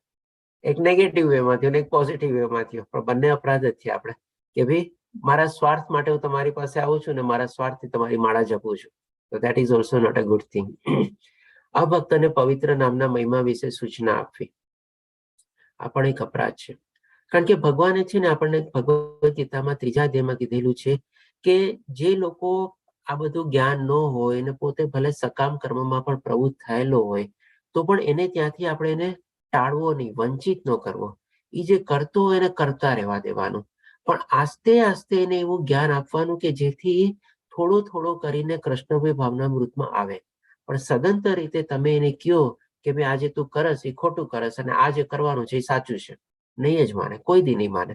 આપણે આપણા બાળકને બી કહીએ છીએ ને બેટા આ ન કર, એ નહીં જ કરે. તમે એને ડેઈલી કહીને થાકી જાઓ કે બેટા મોબાઈલ ન જો, ટીવી ન જો, આમ ન કર, તેમ ન કર, કેટલું માને તમારું? પણ તમે એને આસ્તે આસ્તે સમજાવશો ને કે બેટા આ તું કરસ ને એની સાથે તું એક કામ કર, આવી થોડુંક કર, તને આમાં જો કેટલો ટાઈમ લાગે છે, આમાં તને કેટલો ટાઈમ લાગે છે, આમાં તને કેટલો આનંદ મળે છે, આમાં તને કેટલું સુખ મળે છે, કમ્પેરિઝન કરીને આસ્તે આસ્તે આસ્તે થોડું સમજાવશો ને, હોઈ શકે પેલા એ દિવસમાં 10 કલાક મોબાઈલ જોતો હશે ને તો આસ્તે આસ્તે કરીને 1 કલાક 2 કલાકમાં આવી જશે તમારે. પણ તમે એને સદંતર કહેશો તારો મોબાઈલ કાલથી હું લઈ લઈશ, બંધ કરી દઈશ અને હું તને નહીં આપું, એવો રાડો ફાટવાનો છે આપણે. એટલે કે આવી જ રીતે આપણે જે લોકોને આ ભગવાનના પવિત્ર નામની માહિતી ન હોય, આપણે એને જરૂરી નથી કે આપણે જેમ કે આપણે ભગવદ ગીતાના લેવલ 1 ના ક્લાસ લઈએ છીએ, ઘણા એવા હોય છે કે જે ફર્સ્ટ ટાઈમ જોડાયેલા હોય છે. આપણે એને તરત કહીએ છીએ કે તમારે કાલથી 16 માળા કરવાની છે. આપણે એને શું કહીએ છીએ જયારે 3જો 4થો અધ્યાય થાય, આપણે જયારે યજ્ઞ ને બધું આવે ત્યારે આપણે કહીએ છીએ કે ભાઈ તમે 1 માળાથી શરૂઆત કરો બસ. એટલે કે આસ્તે આસ્તે આપણે એને સમજાવવાનું છે. પછી બધી સૂચનાઓ સમજ્યા પછી પણ પવિત્ર નામના જપમાં શ્રદ્ધા ન રાખવી અને જપ કરતી વખતે બેદરકાર રહેવું. એટલે કે આ ઉપરની જે 9 ચીજો આપણે જાણી લઈએ અને એના પછી પણ જો આપણે ભગવાનનું જે આપણે જાપ કરીએ છીએ એના પ્રત્યે આપણે બેદરકાર રહીએ અને એમાં પણ આપણે પૂરેપૂરી શ્રદ્ધા અને વિશ્વાસથી ન કરીએ, આપણું મન એમાં ન લગાડીએ, આપણું ચિત્ત એમાં ન પરોવીએ આપણે, તો પણ એ આપણો એક અપરાધ છે. આપણે દરેક ભક્ત જે વૈષ્ણવ છે તેને કૃષ્ણ પ્રેમને ઝડપથી પ્રાપ્ત કરવા માટે આ ગુનાઓ સામે સાવચેત રહેવું જોઈએ. ડેફિનેટલી જો આપણે શુદ્ધ ભક્તિમાં આગળ વધવું હોય તો અત્યાર સુધી જે આપણે 32 + 29 + આ 10 એટલે કે ટોટલ 71 આપણે અપરાધ જોયા, એમાં આપણે સાવચેત રહેવું જોઈએ અને એ રીતે આપણે સાવચેત રહીને આપણે આપણા શુદ્ધ ભક્તિ તરફ આપણે આગળ વધી શકીએ છીએ. નહીં તો એ ચીજ આપણને અવરોધરૂપ બને છે. તો અહીંયા આપણે આપણો 8મો અધ્યાય કમ્પ્લીટ થાય છે. 9મો અને 10મો લઈ લઈએ આપણે.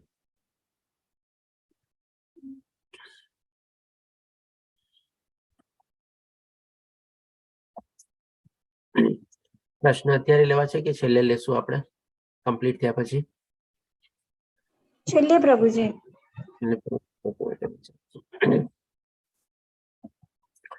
તો અધ્યાય 9.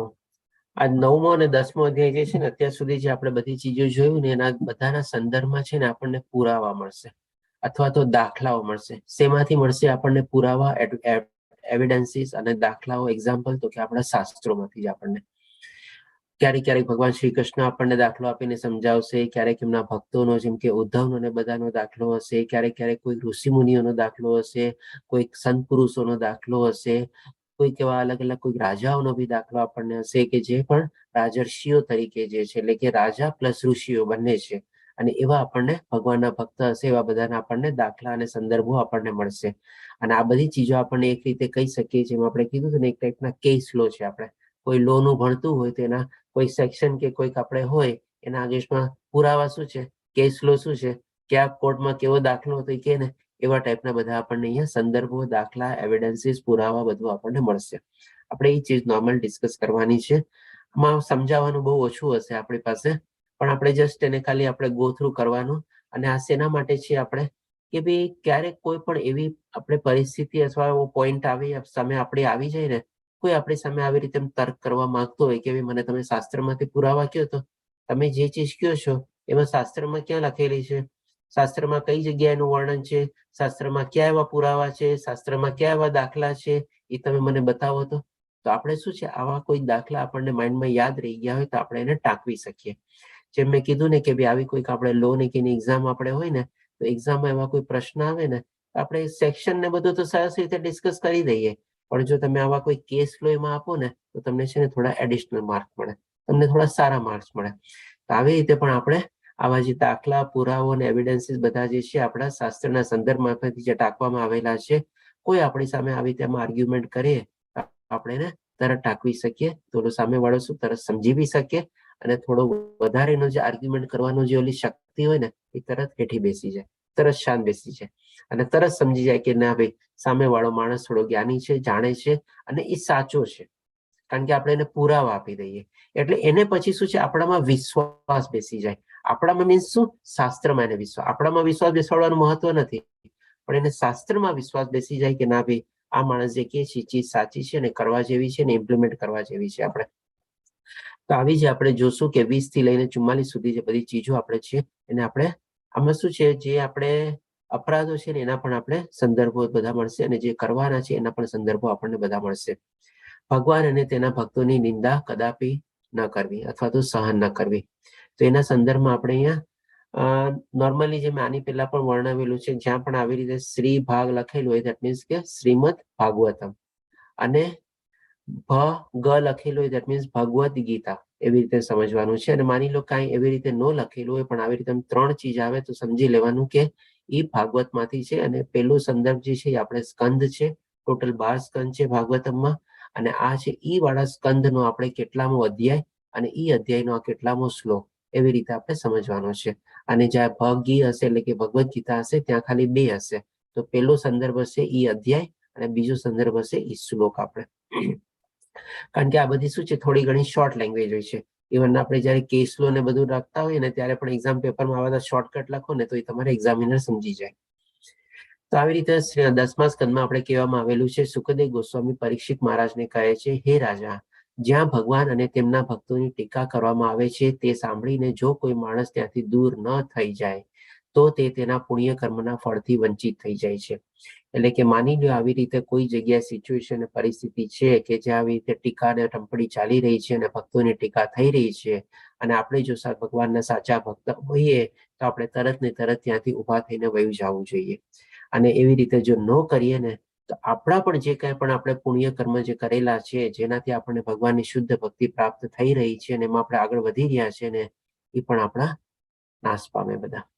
એવી જ રીતે ચૈતન્ય મહાપ્રભુજીના શિક્ષા અષ્ટકમાં કહેવાયું છે કે ભક્ત વૃક્ષ જેવો સહનશીલ અને ઘાસ જેવો નમ્ર હોવો જોઈએ. તેણે બધાનો આદર કરવો જોઈએ અને બદલામાં ક્યારેય તેની અપેક્ષા રાખવી જોઈએ નહીં. એટલે કે ભાઈ ઘાસ જેવો નમ્ર એટલે કે શું, બહુ આપણે પોલાઇટ હોવો જોઈએ.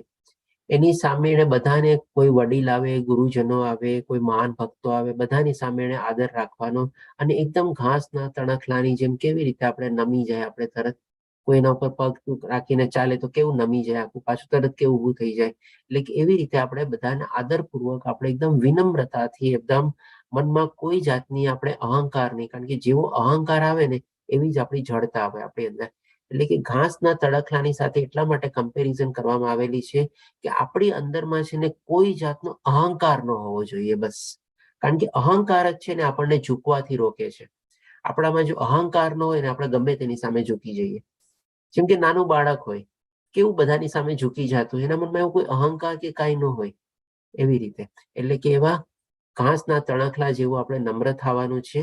અને સહનશીલ કોના થવા જેવું થવાનું છે, તો કે ભાઈ જેમ વૃક્ષનું થડ હોય ને, કેવું એકદમ સ્થિર ઊભું હોય, ગમે તેટલું વાવાઝોડું આવે, કાંઈ પણ આવે, જરાય હલે ડુલે છે. તો એવી જ રીતે આપણે સહનશીલ બી થવાનું છે. સહનશીલ શેના માટે, તો કે ભાઈ આપણા ભક્તના જીવનમાં જે કાંઈ પણ એવી તકલીફ આવે એને પણ આપણે સહન કરતા શીખવાનું છે.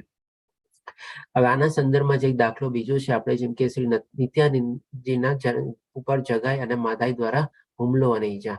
મારા ખ્યાલથી આ એક્ઝામ્પલ બધાને ખબર જ હશે. જ્યારે જગાઈ અને માધાઈ ઉપર જ્યારે હુમલો થયો હતો, ત્યારે ચૈતન્ય મહાપ્રભુજી, જેનું નામ નિત્યાનંદી છે, આપણે તરત ઊભા થઈને એમની રક્ષા માટે દોડી ગયા હતા આપણે. હવે કોઈ પણ આવી રીતે પરિસ્થિતિ હોય તો આપણે એને 3 રીતે આપણે એને સામનો કરી શકીએ કે ભાઈ કેવી રીતે આપણે એને સામનો કરવો. પહેલો શું, વિરોધ પક્ષને હરાવવા. માની લો આવી રીતે કોઈ ડિબેટ ચાલે છે, આર્ગ્યુમેન્ટ ચાલે છે, બહુ ટીકા ટિપ્પણી ને બધું ચાલે છે. આપણી પાસે એવું જ્ઞાન હોય, એવા સંદર્ભ હોય, પુરાવા હોય, એવિડન્સ હોય, તરત ને તરત આપણે ત્યાં ઊભા થઈને આપણે પોતાની જાતને વ્યક્ત કરવાની અને એનો વિરોધ કરવાનો, સ્પષ્ટ શબ્દોમાં, કડક શબ્દોમાં, પુરાવાની સાથે, સંદર્ભોની સાથે આપણે, તો સામેવાળા તરત એને આપણે હરાવ્યા કહી શકીએ આપણે. પણ માની લો આપણે આવા એક્સપર્ટ ન હોઈએ આપણે, તો શું, જીવન છોડી દો કે ભાઈ પોતાની તમે લાઈફને પણ તમારે સેક્રિફાઈસ કરી દેવી જોઈએ. ઘણીવાર તમે જોજો ક્યારેક એવી છે ને હિંસાવાળી બી પ્રવૃત્તિ ઘણીવાર એવી આવી જાય તમારે કે ભાઈ તમારો જીવનનું જોખમ બી એમાં આવી જાય. તો તમે આવા ધર્મના રક્ષણ માટે તમે તમારું જીવનનું જોખમ બી તમારે ખેડવવું જોઈએ. જેમ કે અર્જુને પણ ત્યારે જોખમ લીધું હતું ને, ભગવાન એની સાથે હતા, બધું હતું છે, પણ ભગવાન શ્રી કૃષ્ણને ક્યારેક સમજાવે છે અને ક્યારેક કહે છે કે તારો વિજય થવાનો છે. ઠેઠ 11મા અધ્યાયમાં જયારે વિશ્વરૂપ દર્શન ને બધું દેખાડે છે ને, ક્યારે કે ભાઈ હવે ઉભો થા અને વિજય અર્જિત કર, ત્યાં સુધી તો એને ભગવાન કહેતા નથી ને, ત્યાં સુધી તો હંમેશા એને જ કહે છે ને કે ઉભો થા અને યુદ્ધ કર. અને બીજા અધ્યાયમાં તો ત્યાં સુધી કહે છે કે જો આમાં તું માયરો જઈશ તો પણ તને સ્વર્ગ પ્રાપ્તિ થશે, અને જો તું જીતી જઈશ તો તને બધાનું તું રાજ્ય સામ્રાજ્ય ભોગવીશ. એટલે કે એને ભગવાન શ્રી કૃષ્ણ શેના માટે પ્રેરે છે કે ભાઈ લડવા માટે પ્રેરે છે. હોઈ શકે આવી ક્યારેક લડતમાં આપણે પોતાનો જાન પણ આપણે ગવાઈ દેવો પડે, તો પણ આપણે લડત આપણી ચાલુ રાખવી જોઈએ. આપણી લડતને આપણે છોડવી ન જોઈએ આપણે. અને ત્રીજી ચીજ શું છે કે જો આ બંને ચીજ પણ આપણે ન કરી શકતા હોઈએ તો ભાઈ જગ્યા છોડી દો અને દૂર થઈ જાઓ. જે આપણે અહીંયા પહેલા સંદર્ભમાં જોયું કે જો ઈ ચીજ તો એટલીસ્ટ આપણે હંમેશા કરી શકીએ. કોઈ આપણને કોઈ જગ્યાએથી આપણને બાંધીને નથી રાખ્યો કે અહીંયા બેસવું જ પડશે, તારે તો ઉભો થઈને જઈ જ નહીં શકે. આપણે ઉભા થઈને જઈ શકીએ અને એવોર્ડ કરી શકીએ આપણે.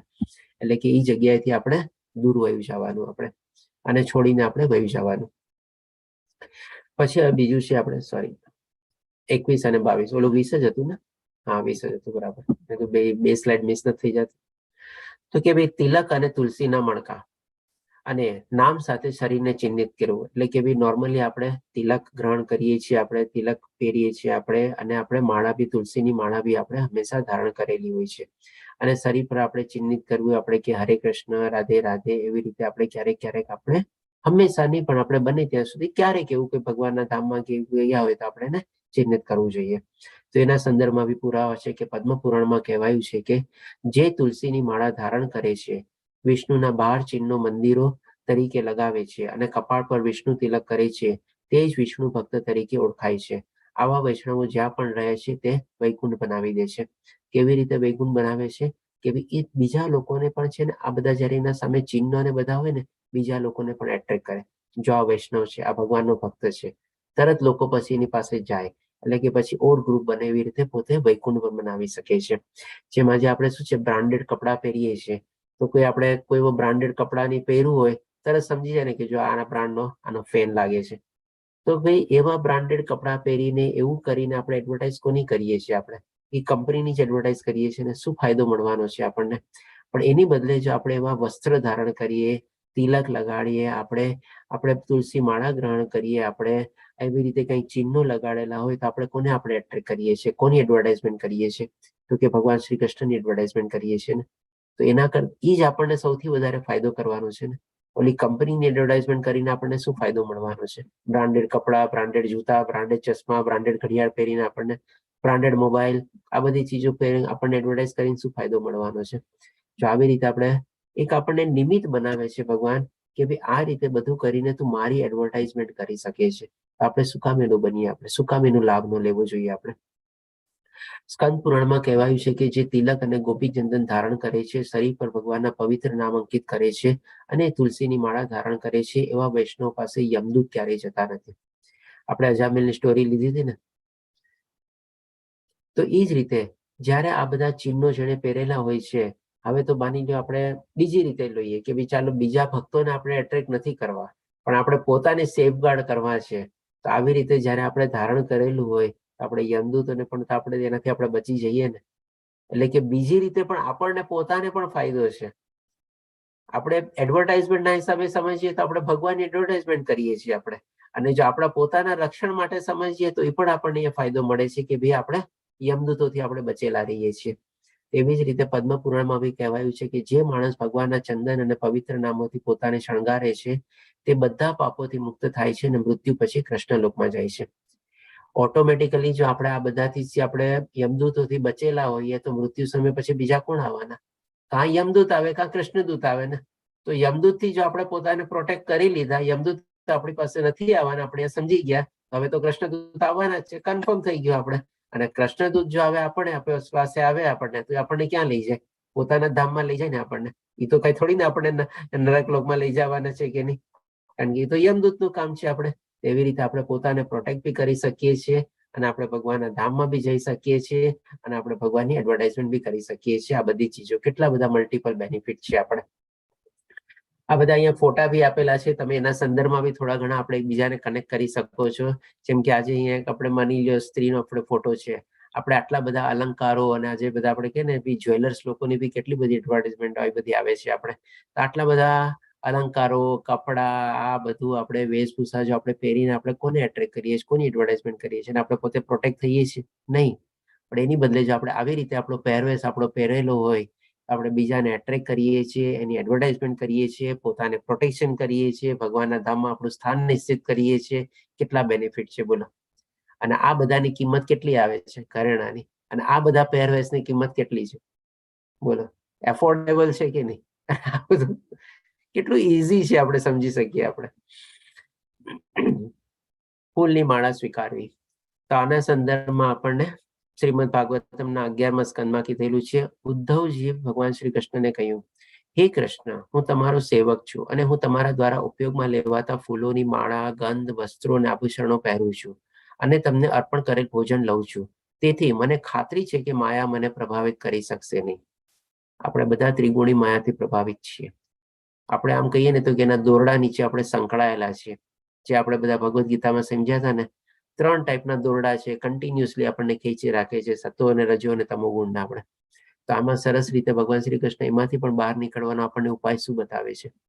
ભગવાને તો બતાવ્યો જ છે આપણને ઉપાય કે મારી શરણાગતિ લેશે એ સ્ત્રી ગુણી માયાને ઓળંગી શકશે.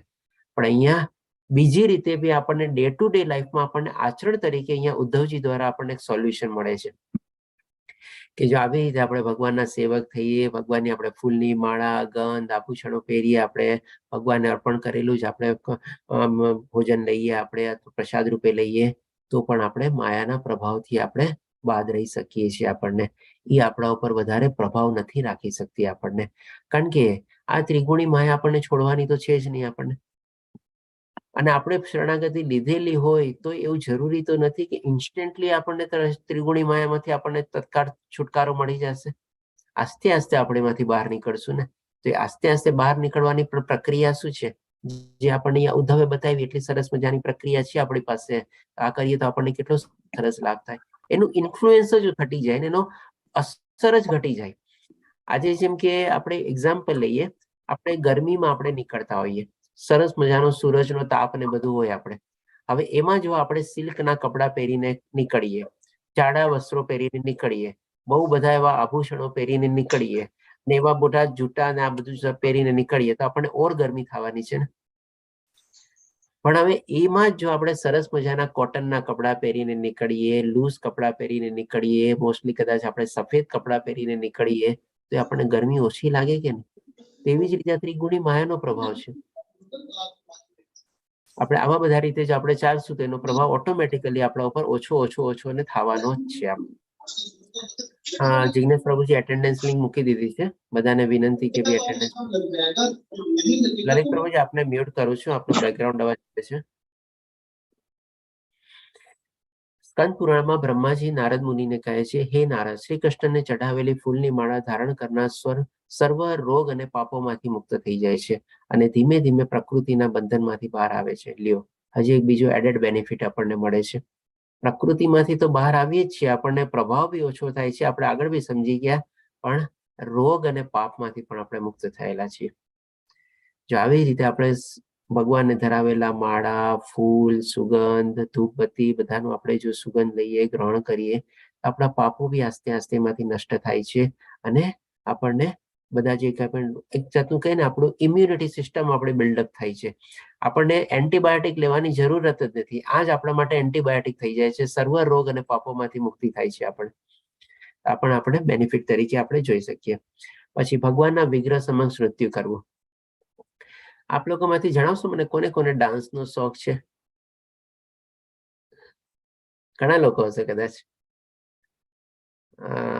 જલ્પા માતાજી, મોના માતાજી, ઓકે, વિનીતા માતાજી, ઓકે, સુરક્ષા માતાજી. આમાં કદાચ પ્રભુજીના નામ હાથ ઊંચા નો થાય તો વાંધો નહીં, વધારે માતાજીના જ હાથ ઊંચા થશે. અનિતા માતાજી, ડોક્ટર કૃપાલી માતાજી, વિશાલ પ્રભુજી આવી ગયા. ચાલો, એક તો આવ્યા આપણે. ઓકે, ઉર્મિલા માતાજી. આ બધા આશા રાખું છું કે બધા કંઈક ને કંઈક સારું એવું પરફોર્મન્સ બી કર્યું હશે. આપ લોકોને કોઈને કોઈ પ્રાઇઝ મળ્યા હોય એમાં તો એ પણ આપ દેખાડી શકો છો, જો અત્યારે અવેલેબલ હોય તો સામે. પ્રભુજી, મને ગરબામાં ઘણા પ્રાઇઝ મળેલા છે, પણ એટલા 100 પીસ અત્યારે સાચવીને નથી રાખ્યા. બરોબર, સરસ. કારણ કે નવરાત્રી સામે આવવાની જ છે, બસ. પણ પ્રભુજી, હવે રમવા કે ગરબાનો શોખ નથી રહ્યો, આ તો એક સમયે હતો. ઓકે, સરસ માતાજી. કઈ વાંધો નહીં, આપના દીકરા ને દીકરીને આપને શીખવાડજો, જો એ લોકોને શોખ હોય તો એ લોકો આપના જેવા જ પ્રાઇઝ લાવશે. છે મારી દીકરી. હરે કૃષ્ણ પ્રભુજી.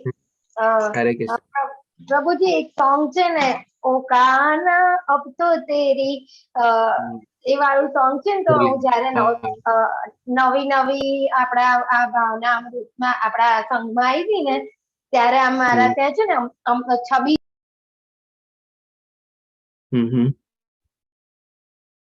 માતાજી, આપ મ્યુટ થઈ ગયા છો. અવાજ નથી આવતો માતાજી.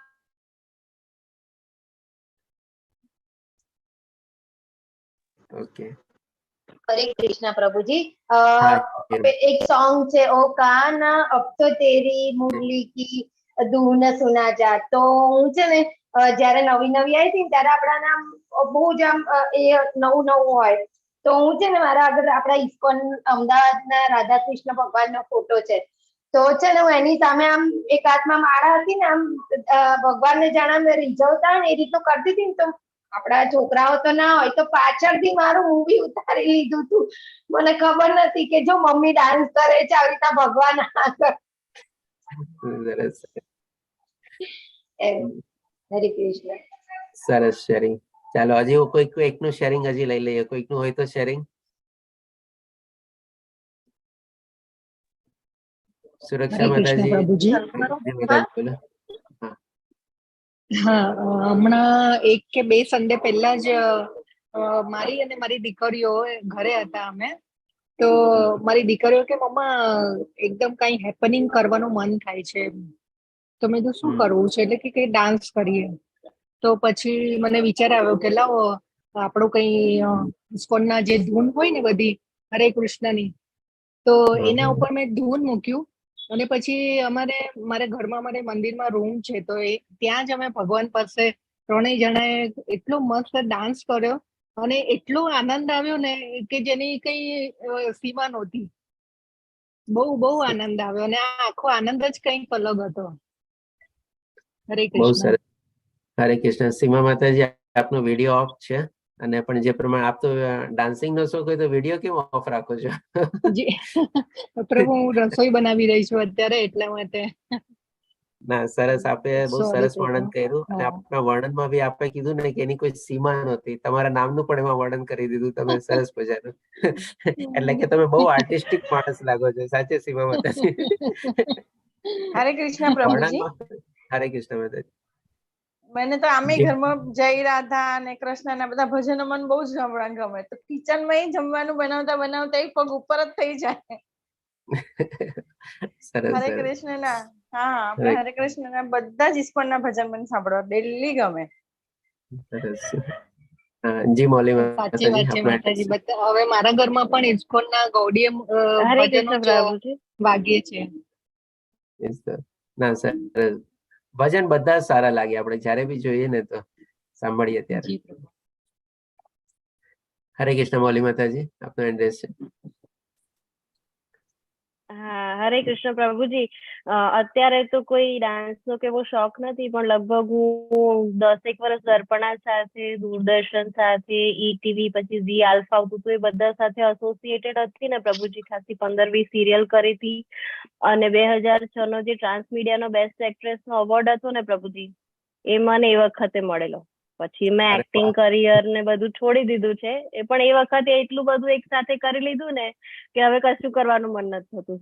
ખાલી આપડા કીર્તનો જયારે વાગતા હોય ને ત્યારે રસોઈ કરવામાં મજા આવે છે. હવે બાકી બીજું હવે એવું કશું કરવાનું મન નથી થતું પ્રભુ. હરે કૃષ્ણ. સરસ માતાજી, કોંગ્રેચ્યુલેશન્સ. ઓકે, ચાલો ફટાફટ લઈ લઈએ. ઘણા બધા એન્ટ્રીસ થઈ ગયા છે. જી ઉર્મિલા માતાજી. હરે કૃષ્ણ પ્રભુજી. મેં કીધું તો બતાવવાનું જો આવ્યો આ ફ્લાવર વાઝ એક ગરબા કોમ્પિટિશનમાં જ મળ્યો હતો. ઓકે ઓકે, સરસ માતાજી, ખૂબ ખૂબ સરસ. કોંગ્રેચ્યુલેશન્સ. આ એક સંભાળીને રાખ્યું છે. ઓકે. મોના માતાજી. હરે કૃષ્ણ પ્રભુજી. હરે આમ તો કૃષ્ણ. ગરબા પણ શોખ છે, એટલે ગરબા બી કરું. એમાં મને બી નંબર આવેલા છે. પ્લસ 2 વર્ષ પહેલા હું ઝુમ્બા કરાવતી હતી. એટલે ઝુમ્બા આખો ડાન્સ ઉપર જ છે, ફિટનેસ ડાન્સ ઉપર છે. એટલે ડાન્સ નો પહેલેથી શોખ છે. વાહ, બહુ સરસ. હરે કૃષ્ણ, ખૂબ સરસ. થોડુંક ચાલો મારું બી શેરિંગ કરી દઉં છું. મારું જો કે ઓપોઝિટ શેરિંગ છે, પણ મારી વાઈફ નું શેરિંગ કરીશ. મારી વાઈફ ને ડાન્સ અને સિંગિંગ નો એટલો શોખ કે વાત ન પૂછો.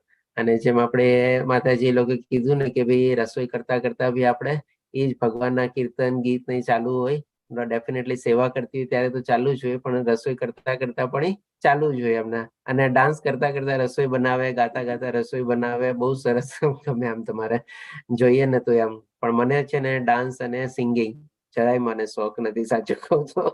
ખબર નહીં કેમ, ટોટલી ઓપોઝિટ જ છે.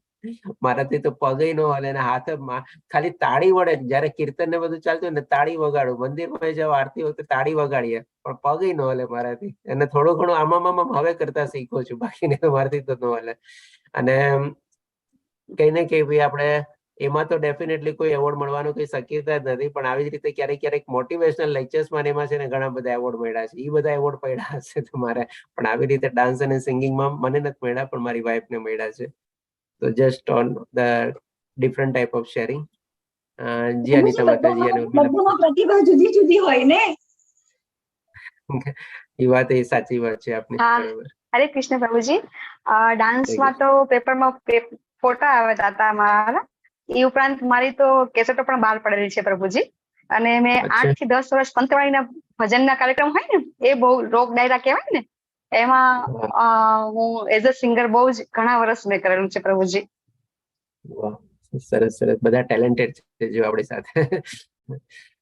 જલ્પા માતાજી પણ કહે છે કે કોરિયોગ્રાફી કરે છે. ખૂબ સરસ માતાજી. ઓકે, ચાલો ઉર્મિલા માતાજી આપનું હેન્ડ રેઝ છે, કઈ શેરિંગ બાકી? હરે કૃષ્ણ પ્રભુજી. મને પણ મારા પપ્પા ને મમ્મી બે બંને ભજન ગાતા ને રામકથા વાંચતા, એટલે પહેલેથી આમ વૈષ્ણવ ભજન બધા જ આવડે છે. એટલે ઘણી વાર આમ જોર જોરથી ગવાઈ જાય તો બાજુવાળા પણ એમ કે તમે મસ્ત ગાવ છો ને એ રીતનું બધું. અને મારે સ્કૂલમાં પણ મારે યુવા મહોત્સવમાં મારે પ્રથમ નંબર આવ્યો હતો. એનું સર્ટિફિકેટ પણ મારી પાસે છે. હરે કૃષ્ણ. તારાલ માતાજી કહે છે પ્રભુજી નવરાત્રી બોન છું બ્રાહ્મણ મુહૂર્તમાં, એટલે મારા પણ ગરબા અને માતાજીની કૃપાની લીધે નવરાત્રી ફાસ્ટ પણ થાય છે. વાહ સર, તારાલ માતાજી તો માતાજીનો જ અવતાર છે આમ જુઓ તો. નવરાત્રીમાં જન્મ થયા છે ને બધું વર્ણવે છે. સરસ સરસ માતાજી, ખૂબ સરસ, કોંગ્રેચ્યુલેશન્સ. તો ચાલો હમણાં સંદર્ભમાં આપણે હવે વર્ણવવાનું બહુ કઈ રહેતું નથી. બધા એક્સપર્ટ જ આપણા સિંગિંગ અને ડાન્સિંગમાં.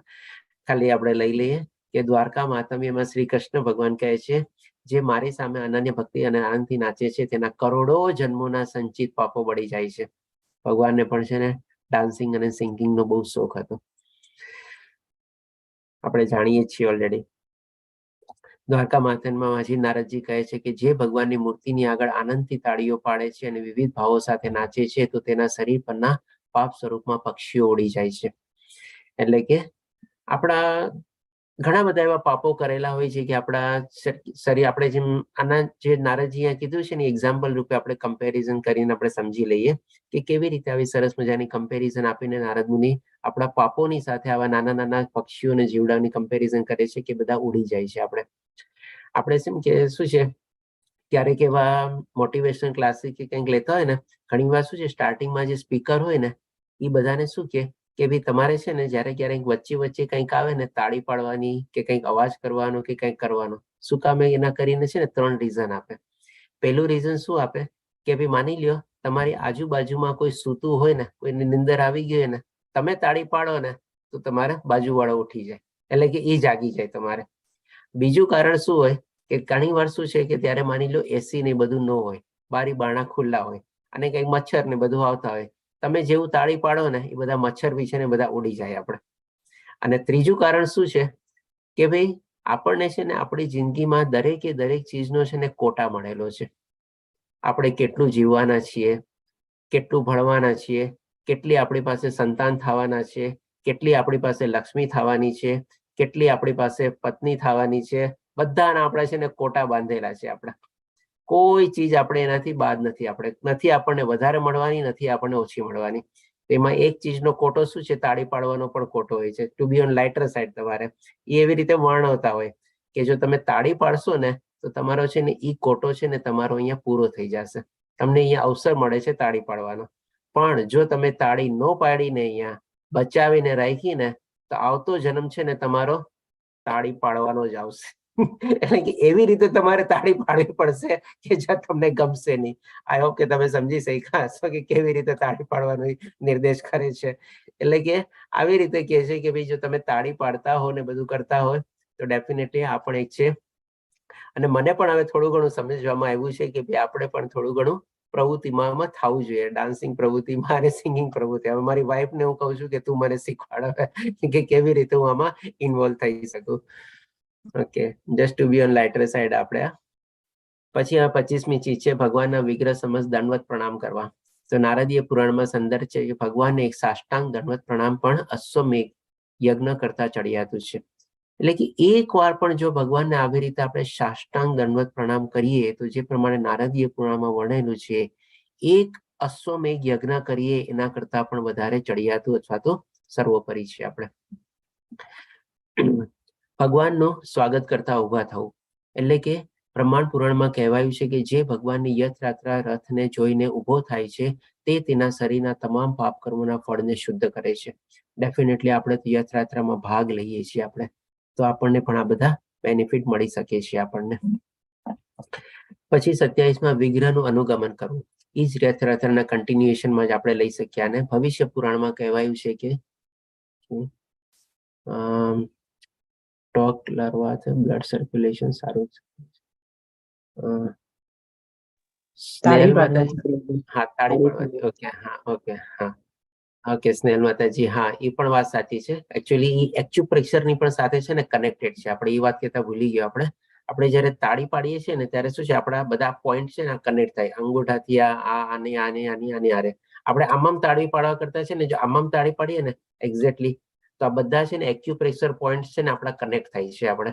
અને એનાથી પણ છે ને, જે પ્રમાણે સ્નેહલ માતાજીને લખ્યું ને કે ભાઈ આપણે બ્લડ સર્ક્યુલેશન સિસ્ટમ તો થાય જ છે, પણ એવી રીતે ઘણા બધા પોઈન્ટ્સ પણ છે ને આપણા એના પર પ્રેશર પડે છે.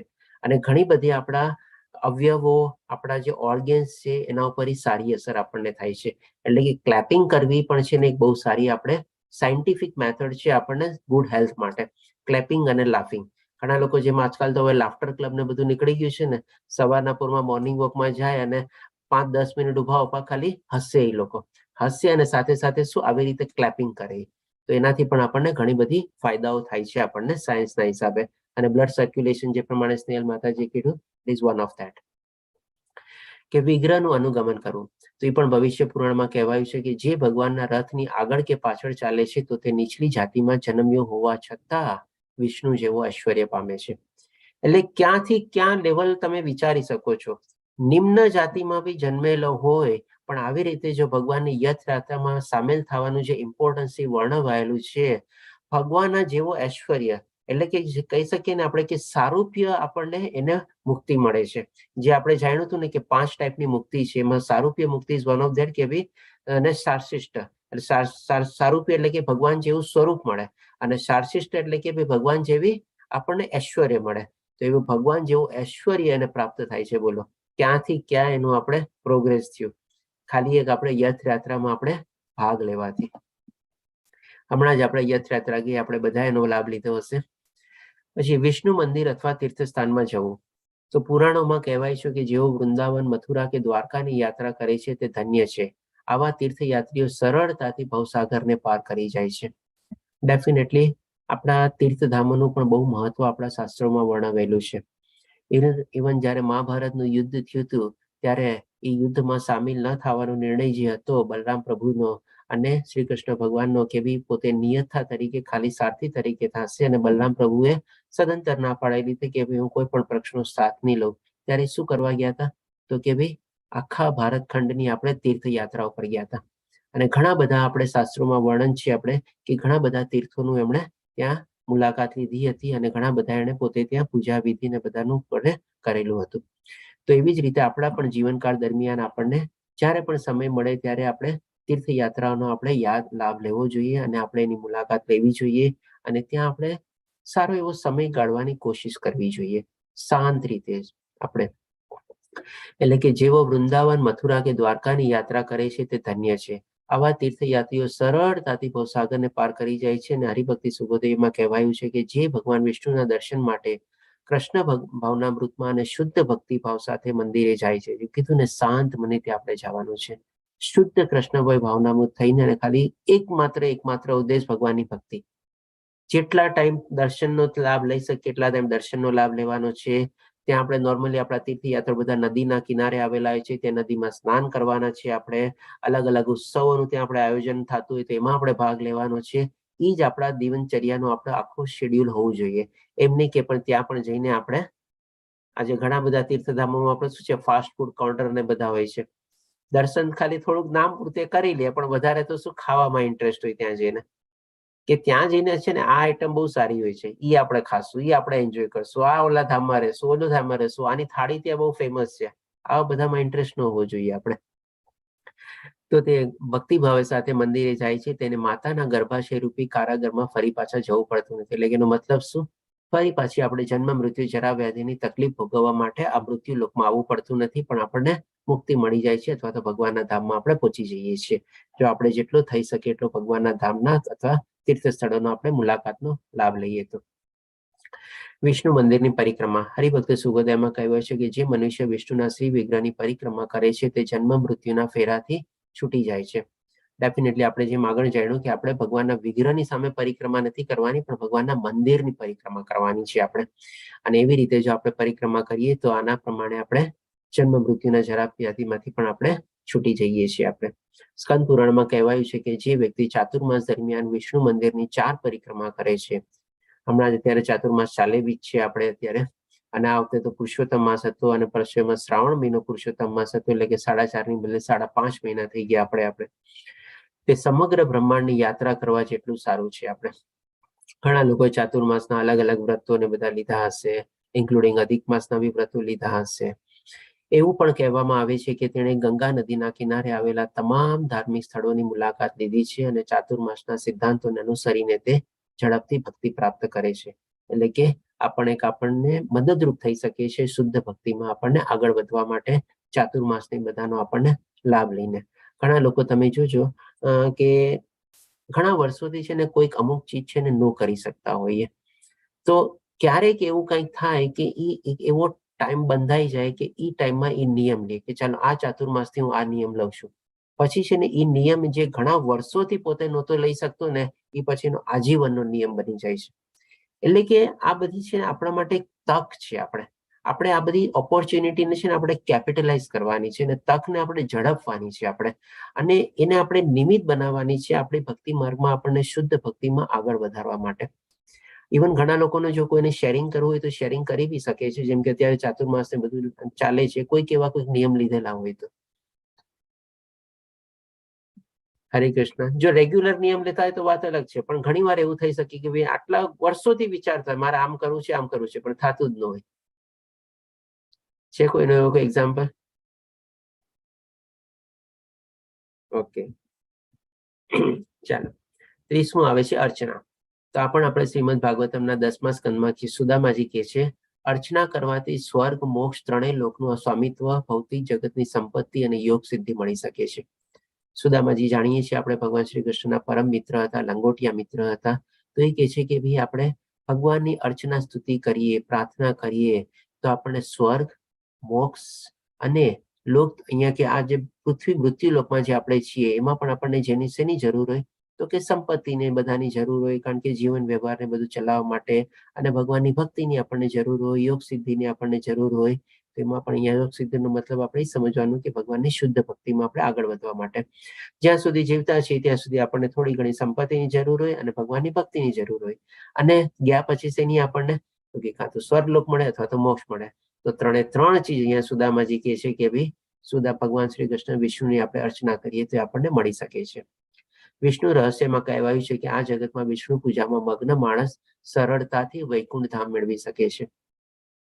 કન્ટિન્યુઅસલી જ આપણે ભગવાનની સ્તુતિ, જ્ઞાન, અર્ચના, પ્રાર્થના, દર્શન, માળા આ બધામાં જો આપણે ઇન્વોલ્વ હોઈએ, આપણે મેક્સિમમ ટાઈમ આપણો આમાં કાઢતા હોઈએ આપણે, કારણ કે લાઈફમાં અમુક સ્ટેજ એવું આવે છે કે ભાઈ નોર્મલી આપણે રિટાયરમેન્ટ થઈ ગયા હોય, હવે બીજું કંઈ કરવાનું ન હોય, તો ઇન્સ્ટીડ ઓફ આપણે ફેસબુક ને આ બધામાં ટાઈમ કાઢીએ એના બદલે જો આમાં આપણે કાઢીએ, આપણા જીવનનો થોડો ઘણો આપણે સદુપયોગ કરીએ તો પણ આપણને વૈકુંઠ ધામ પ્રાપ્ત મળી શકે છે. અને એ જ આપણા મનુષ્ય જીવનનું લક્ષ્ય છે.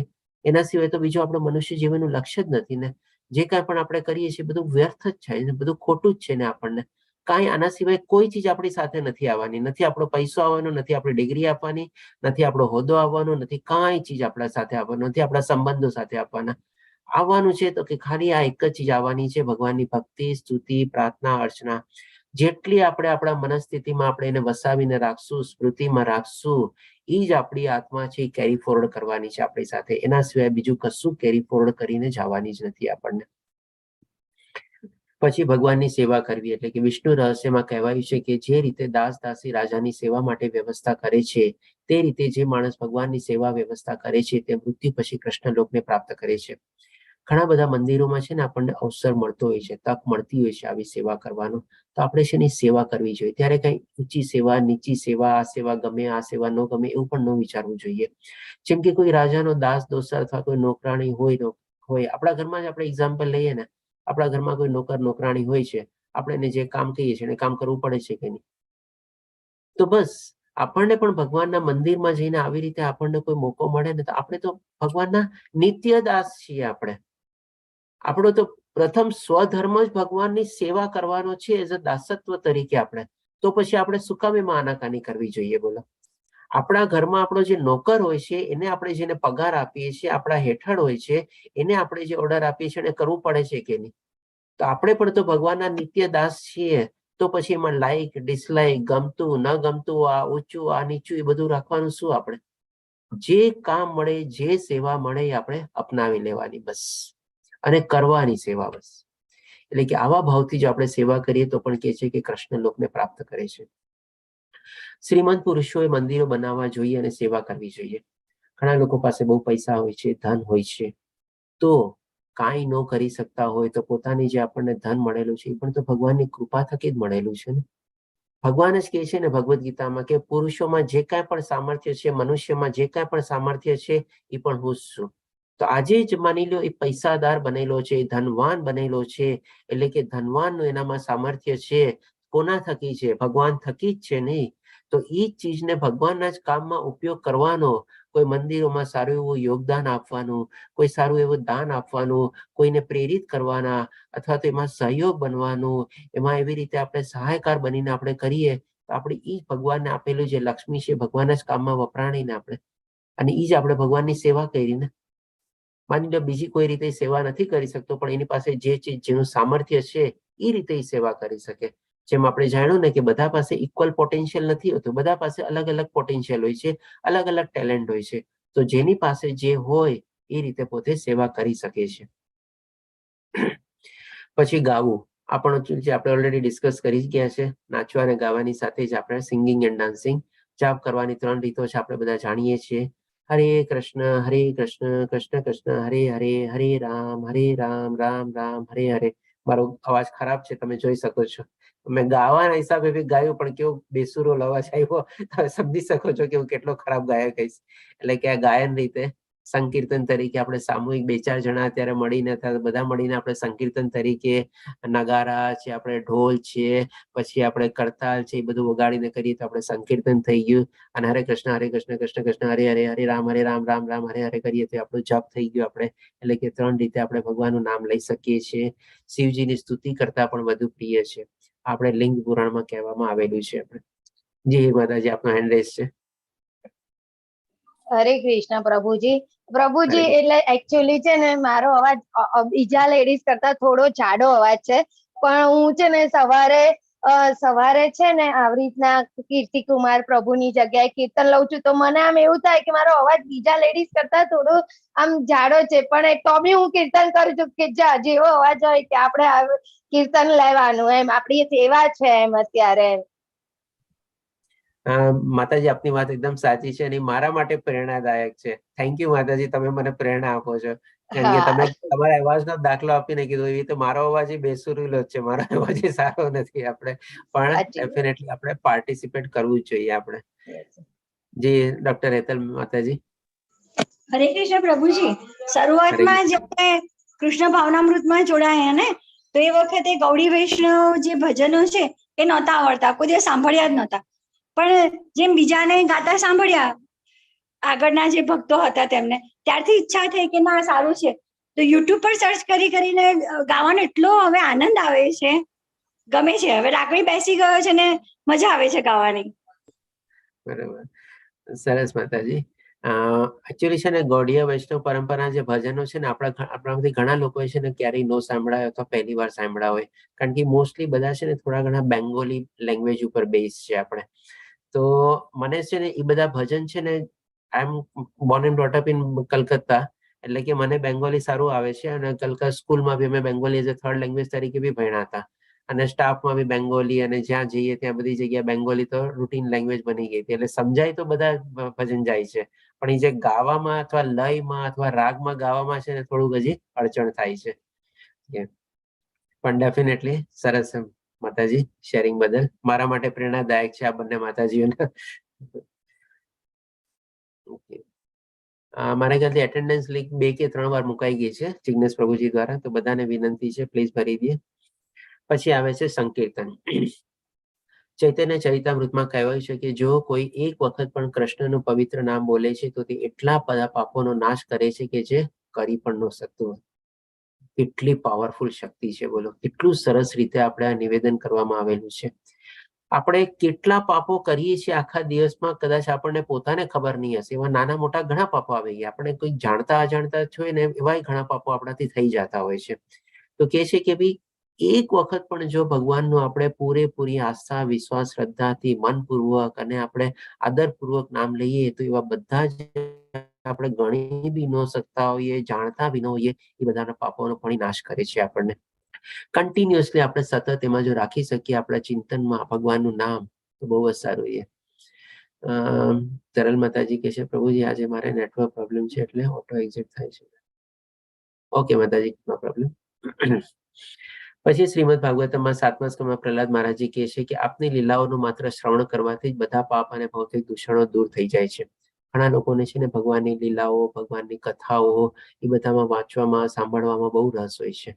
અને આપણે આ કલયુગમાં કહીએ ને કે આપણે સાંભળવાનું અને એને વાંચવાનો જ આપણને બહુ સરસ મજાનો લાભ મળી શકે છે. આપણે એને લઈએ તો એ પણ જે પ્રમાણે પ્રહલાદ મહારાજજી કહે છે કે ભાઈ આપણા બધા પાપ અને બધા દૂષણો આપણા દૂર થઈ શકે છે. એવી જ રીતે શ્રીમદ ભાગવતમના 1લા સ્કંદમાં બી નારદ મુનિ વ્યાસ મુનિને કહે છે કે તે જાણી લો કે જે મનુષ્યો વ્રત તપ કરે છે, વેદ ધ્યાન કરે છે, મહાયજ્ઞ કરે છે, વેદમંત્રોનો ઘોષ કરે છે, આધ્યાત્મિક જ્ઞાન વિશે અનુમાનો કરે છે અને દાન ધર્માદિ ક્રિયા કરે છે, તેઓ એટલે આ બધું જે છે ને એક બાજુ, અને બીજી બાજુ શું તો કે તેઓ તેમના પુણ્ય કર્મના ફળ સ્વરૂપે ભગવાનના ગુણગાન માટે ભક્તના સંગોમાં રહેવાનું સ્થાન પસંદ કરતા હોય છે. એટલે કે આટલું બધું વેદ ધ્યાન, તપ ધ્યાન બધું કરીને પણ એ બધા લોકોનું અલ્ટિમેટ ગોલ શું, મોટિવ શું, કે જે લોકો ભગવાનના શુદ્ધ ભક્ત હોય, જો એની સાથે મને રહેવા મળી જાય ને તો નથિંગ લાઈક ધેટ. આટલો મોટો મહિમા છે આપણે કીર્તનનો અને ભગવાનના જાપનો. હવે આપણે જપા જોઈએ કે પદ્મ પુરાણમાં કહ્યું છે પવિત્ર નામના જપ કે કીર્તન કરનાર મનુષ્ય માટે મુક્તિ તેમજ સ્વર્ગ સુખનો માર્ગ તત્કાલ સહજ થાય છે. આપણે જેમ પ્રભુપાદજીએ કીધેલું છે ને કે આપણે દિવસની જો 16 માળા કરીએ તો આપણા માટે ભગવાનનું ધામ અથવા તો મુક્તિ છે નિશ્ચિત છે. આપણે ખાલી આપણે સંપૂર્ણ રીતે સરસ રીતે આપણે મન અને આસ્થા, વિશ્વાસ, શ્રદ્ધાથી આપણે એ જપ કરવાનો છે. અને આ બધા આપણે ત્યારે કરતા જશું આપણે. પછી કે છે નિવેદન, રજૂઆત અને પ્રાર્થના. પ્રાર્થનાનું પણ બહુ મોટું ઇમ્પોર્ટન્સ છે. તો સ્કંદ પુરાણ મુજબ શાંત અને સ્થિર ભક્તો શ્રી કૃષ્ણને 3 રીતે નિવેદન કરી શકે છે. આમાં નિવેદન, રજૂઆત, પ્રાર્થના જે કંઈ પણ કે બધું એક જ સેન્સમાં આપણે લેવામાં આવેલું છે કે સમ પ્રાર્થનાત્મિકમાં, એટલે કે બહુ ભાવથી પ્રાર્થના કરીને સેવા માટે નિષ્ઠાવાન લાગણીઓ વ્યક્ત કરવી. દાખલા તરીકે કૃષ્ણ પ્રત્યે કુદરતી આકર્ષણ જેમ યુવાન છોકરાઓ અને છોકરાઓ વચ્ચે હોય છે. યંગ બોયઝ અને ગર્લ, છોકરા અને છોકરીઓ, માની લો અનમેરિડ છે, જે વિવાહિત નથી, કેવું નેચરલ એટ્રેક્શન હોય છે. વિવાહિત નહીં પણ હોય છે, પણ અનમેરિડની તો વધારે હોય છે. કેવું નેચરલ એટ્રેક્શન હોય છે. અને એમાં એક પ્રત્યે જો વધારે આકર્ષણ થઈ જાય અને એકબીજાને જો પ્રપોઝ કરવા માંગતા હોય, કેટલી તીવ્રતા હોય છે, કેટલી ઉત્કટતા હોય છે. કે આવી રીતે એ એકબીજાને પ્રપોઝ કરે છે કે ભાઈ હું તને ગમું છું, હું તને ચાહું છું, મારો જીવન સાથી બનાવવા માંગુ છું, આવી રીતે કાંઈ પણ જે કાંઈ પણ કહેતા હોય. તો એવી જ ઉત્કટતા, એવી જ લાગણી, એવો જ આપણે ભાવ આપણે એકબીજા પ્રત્યે આપણે પ્રગટાવી શકીએ છીએ. આપણે જેમ અહીંયા દાખલો તરીકે વર્ણવેલું છે કૃષ્ણ પ્રત્યે કુદરતી આકર્ષણ. આપણે કે શું છે, આપણે ભગવાનના દાસ છીએ, માની લો આપણે જ્ઞાન પણ મેળવી લીધું, ભગવાનની સેવા કરવી છે એ પણ આપણે જ્ઞાન મેળવી લીધું, પણ હવે જ્યારે ભગવાનની આપણે સેવા કરવામાં પ્રવૃત્ત થઈએ છીએ ત્યારે એવો ભાવ આવે છે આપણામાં, એવી લાગણી, એવી ઉત્કટતા, એવો પ્રેમ આવે છે. એ જ્યાં સુધી ન જાગે ત્યાં સુધી આપણે કહી શકીએ કે આપણી જે સાધના જે છે ને ખાલી ક્રિયાત્મક છે. એટલે કે આપણે કહી શકીએ કે પેટર્ન જેવું છે. આપણને કોઈ કે કામ કીધું, કામ કરી નાખીએ છીએ બસ આપણે. પણ એવો ભાવ, એવી લાગણી, એવો પ્રેમ જ્યાં સુધી નથી આવતો ત્યાં સુધી આપણે આપણું હૃદય છે ને ભગવાનના હૃદયની સાથે છે ને કોન્ટેક્ટમાં નથી આવતું. આપણે ભગવાન પણ એને આપણી ઔપચારિકતા તરીકે લઈ શકે કે ચાલ એ મારો ભક્ત છે, બરાબર છે, ઓકે, એની ફોર્માલિટી પ્રમાણે કરે છે, હું પણ એ પ્રમાણે કરીશ. કારણ કે ભગવાને તો કીધેલું છે ભગવદ્ ગીતામાં, જે લોકો જેવો જેવો ભાવ લઈને મારી પાસે આવે છે, શરણાગતિ લે છે, એવી જ રીતે હું એને રિએક્ટ કરું છું, એવી જ રીતે એનું રિટર્ન ગિફ્ટ એને આપું છું. તો આપણે માની લો આવી રીતે ક્રિયાત્મક રીતે કરતા હોઈએ, ફોર્માલિટી કરતા હોય, ભગવાન પણ એવી જ રીતે વર્તવાના છે. એટલે કે જ્યાં સુધી અહીંયા જે એક્ઝામ્પલ આપેલો છે યંગ છોકરા છોકરીનો, એવો ભાવ, એવી લાગણી, એવી ઉત્કટતા જ્યાં સુધી ન આવે ત્યાં સુધી ભગવાનમાં પણ એવો ભાવ લાગણીને પ્રમાણે ચાકતા નથી. તો આપણે એવી ટાઈપથી એવો ભાવ આપણે લાવવાનો છે આપણી પ્રાર્થનાઓમાં, આપણા નિવેદનમાં, આપણા સમર્પિત ભાવમાં. પછી આવે છે દૈન્ય બોધિકા, એટલે કે દીન ભાવે સમર્પિત થઈને કોઈની ખરાબ સ્થિતિની નમ્ર કબૂલાત, એટલે કે હું પાપી છું અને મારી જાત પર શરમ અનુભવું છું. અને થોડીક બીજી ઓર સારી રીતે સેન્સમાં લઈએ કે ભાઈ કોઈ માની લો આપણા અંડરમાં કોઈ માણસ નોકરી કરતો હોય, બિચારો થોડોક પાછળ પડતો હોય, આપણે પાસે બહુ દયાભાવ લઈને આવે કે ભાઈ મારી હાલત આમ ખરાબ છે, મારી આવી આમ છે, મને આમ જરૂરત છે, તમારી કૃપા થાય, એના ઘરમાં કોઈ બીમાર પડી ગયું, કેટલો આમ ઓલી ભાવનાથી આવે, આપણે દયા ભાવનાથી આવે. તો આપણે પણ જયારે ભગવાન પાસે જઈએ, આપણે કે માગવાના હિસાબે ન જઈએ, પણ આપણે એવો ભાવ તો પ્રગટાવી શકીએ કે ભાઈ બહુ નિમ્ન છું, મારી કોઈ લાયકાત નથી, મારી એકદમ તુચ્છમાં તુચ્છ જીવ છું, ભગવાન તમારી કૃપા કરો, બસ તમારી ભક્તિ આપો મને. ઇવન આપણે ભાવ માટે પણ છે ને આપણે ભગવાન પાસે ભીખ માંગી શકીએ કે ભગવાન મારી હું જે ભક્તિ કરું છું, મને એવો ભાવ પ્રગટાવો મારી અંદર, મને એની તો ભીખ આપો, બસ એવી મારી લાગણી અંદર આપણે પ્રગટાવો, બસ આવી તો આપણે યાચના કરી શકીએ ભગવાનને. અને ત્રીજું આવે છે કે લાલસામય, કોઈ સિદ્ધિની લાલસા માટે, વિશિષ્ટ શાશ્વત સેવા માટે અગતન ભક્તોનો પોકાર. દાખલા તરીકે, હે સ્વામી, એ દિવસ ક્યારે આવશે જ્યારે તમે મને કહેશો કે જરા આ બાજુ પવન નાખ. એટલે કે અહીંયા લાલસા શું છે તો કે ભાઈ ભૌતિક ઈચ્છાઓ માટે લાલસા નથી, પણ ભગવાનની ઓર ને ઓર ઉત્કટ સેવા અને ઓર નિજી સેવા, પર્સનલ સેવા કરવા માટે આપણે ભગવાનની પાસે યાચિકા કરીએ છીએ. પહેલા આપણે ભગવાનને કહીએ કે ભગવાન હું બહુ જ નિમ્ન છું, બહુ જ નાનો છું, પ્રાણી છું, જીવ છું, મારો બહુ પાપી છું, એકદમ આપણે કરીએ અને કહીએ કે ભગવાન મને આપનો ભાવ આપો. અને એવો જ્યારે ભાવ ભગવાન આપણને કૃપા કરે આપણા ઉપર, આપણી ભીખને ભગવાન આપણને ભીખ આપે, આપણે એ સેન્સમાં લેવાય આનું કે ભગવાને ચાલો આપણને શુદ્ધ ભક્તિની ભીખ આપી, સાથે સાથે આપણને ભાવ બી આપ્યો. હવે ભાવ પૈસા પછી આપણે હવે થોડીક ઓર લાલસા પ્રગટાવવાની છે. લાલસા શેની, એટલે કે લાલચ શેની, તો કે ભગવાન મને આપને નિકટ રાખો, કે હું આપના નિકટ રહીને આપની કેવી રીતે ઓર સેવા કરી શકું. આપ તમે નહીં કહ્યું કે પંખો નાખ, અહીંયા પંખો નાખ, વहाँ પંખો નાખ, અહીંયા હવા કર, અહીંયા મારી પગ ચંપી કર, અહીંયા મને આવી રીતે કર, એવી રીતે હું કેવા આપની સેવા કરી શકું. આવી રીતે આપણે ભગવાનને પછી ઓર એવી ટાઈપની આપણી લાલસા આપણે પ્રગટાવવાની છે. એટલે કે આ ત્રણ ભાવોથી આપણે ભગવાનને આપણે યાચિકા આપણે મોકલાવી શકીએ છીએ, આપણી દરખાસ્ત મોકલાવી શકીએ છીએ, આપણું નિવેદન કયો, આપણી રજૂઆત કયો, આપણું પ્રાર્થના કયો, જે કાંઈ પણ કયો, આપણે ભગવાનની સમક્ષ આપણે પોતાની જાતને રજૂઆત કરી શકીએ છીએ. પછી આવે છે આપણે સ્તુતિ પાઠ. તો ડેફિનેટલી આ યાચિકા રજૂઆત પર કરવી પડે કે આપણે સ્તુતિ હોય કે ભાઈ કેવી રીતે આપણે કરવી. જેમ આપણે કોઈ પણ જગ્યાએ એડમિશન કે ક્યાંય લેવું હોય ને, એક સ્ટાન્ડર્ડ એપ્લિકેશન ફોર્મ હોય ને, આપણે એપ્લિકેશન ફોર્મ ભરવાનું, તો એવી જ રીતે આ સ્તુતિ પાઠ છે ને એક આપણો સ્ટાન્ડર્ડ એપ્લિકેશન ફોર્મ છે. આપણે કે તેના સંદર્ભમાં ભગવદ્ ગીતામાં પણ જ્યારે વિશ્વરૂપ દર્શન ભગવાન દેખાડે છે અર્જુનને, ત્યાર જોયા પછી ભગવાનની સમક્ષ અર્જુન પણ કેવી સરસ મજાની પ્રાર્થના કરે છે કે આપ આ છો, આપ આદ્ય દેવ છો, આપ સર્વસ્વ છો, બધાના આદિ અંત મધ્ય બધું આપ છો, બ્રહ્માથી પણ વધારે વિશેષ આપ છો, બધા આપની સ્તુતિ કરે છે. બધું કેવી સરસ રીતે સ્તુતિમાં વર્ણન કરે છે 11મા અધ્યાયમાં. પછી ગૌતમીય મંત્ર તંત્ર કે તમામ શ્લોકો પ્રાર્થના છે. એટલે કે આ એક આપણા શાસ્ત્રનો એક ભાગ છે ગૌતમીય તંત્ર કરીને. તો એમાં શું છે, ઘણા બધા જે શ્લોકો જે છે ને એ બહુ મોટા મોટા અને લાંબા શ્લોકો છે, અને એક શ્લોકોમાં જે શબ્દો હોય ને, શબ્દો બહુ મોટા મોટા છે. એક શબ્દમાં છે ને કંઈક માની લે 10, 15, 20, 25, 30 અક્ષર બનીને એક શબ્દ બનતો હોય, એટલા મોટા તો શ્લોકો છે બધા. એ બધા જે શ્લોકો છે ને એ પ્રાર્થનાના રૂપમાં જ છે આપણે. અને એવી જ આપણે સ્તુતિ જે છે, આપણે 3 સ્તુતિ બહુ ફેમસ છે, કુંતી સ્તુતિ, આપણે બ્રહ્માજીની સ્તુતિ અને ભીષ્મની સ્તુતિ. તો આમાંથી કોઈ પણ એક સ્તુતિને છે ને આપણે આપણા રોજિંદી લાઈફની આપણને જે ફાવતી હોય, અથવા તો માની લો આમાંથી કોઈ ન ફાવતી હોય, તો આપણે પોતાની પણ કંઈક એવું બનાવવાની કોશિશ કરવાની, અને આપણે ભગવાનને day to day part of આપણી ભક્તિ તરીકે, આપણે સ્તુતિ તરીકે આપણે વર્ણવી શકીએ. તો સ્કંદ પુરાણમાં કહેવાય છે કે મુનિ અને ઋષિઓ તેવા ભક્તોનો નમસ્કાર કરે છે, અને દેવો તેવો ભક્તોને પૂજે છે કે જે ભક્તો ભગવાન કૃષ્ણની સતત સ્તુતિ કરે છે. એટલે કે કન્ટિન્યુઅસલી જો ભગવાનની આપણે આવી સ્તુતિ કરતા હોઈએ તો આપણે દેવો દેવતાઓ પણ એને લોકોને પૂજે છે. જી અનિતા માતાજી, આપનો એડ્રેસ છે. હરે કૃષ્ણ પ્રભુજી. વિષ્ણુ પિતામહની એક સ્તુતિ મને મોઢે આવડે છે, આમ તો ઘણી બધી આવડે છે. એક હું કઈ બતાવું? જી માતાજી. કઈ બતાવું પ્રભુજી? કયો ને માતાજી, તમને જે આવે સરસ. ત્રિભુવન કમલમ તમાલવદનમ રવિકોર ગૌરમ રામબરમ દધાને વપુરલ કપુલાવતાન નાચમ વિજય સખે રતિરાસ્તુ મે નવત્યા. હરે કૃષ્ણ. હરે કૃષ્ણ માતાજી, ખૂબ સરસ માતાજી, ધન્યવાદ. આપણે શું ડે ટુ ડે લાઈફમાં બી આપણે બનાવી શકીએ છીએ આપણે.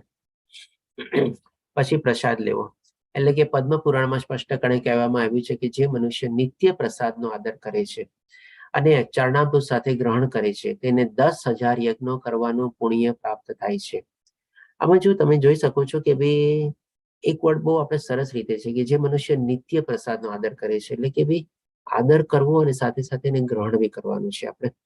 એટલે કે નિત્ય એટલે કે કન્ટિન્યુઅસ, એટલે કે ઘણા લોકોના ભક્તોનું જો એક રૂટીન હોય તમારે, જેમ કે મંગલા આરતી તો કરે, દર્શન ને બધું કરે, સાથે સાથે કોઈ એવા દર્શને બી જાય કે જ્યાં એના પછી એને પ્રસાદ મળવાનો હોય અને પ્રસાદ ગ્રહણ કરવાનો હોય, તો એના રૂટીન લાઈફમાં બની જાય. એટલે કે કન્ટિન્યુઅસલી હંમેશા ભગવાનનો પ્રસાદ ગ્રહણ કરે અને ભગવાનના પ્રસાદનો આદર બી કરે અને સાથે સાથે ત્યાં બધી સેવા બી આપતો હોય.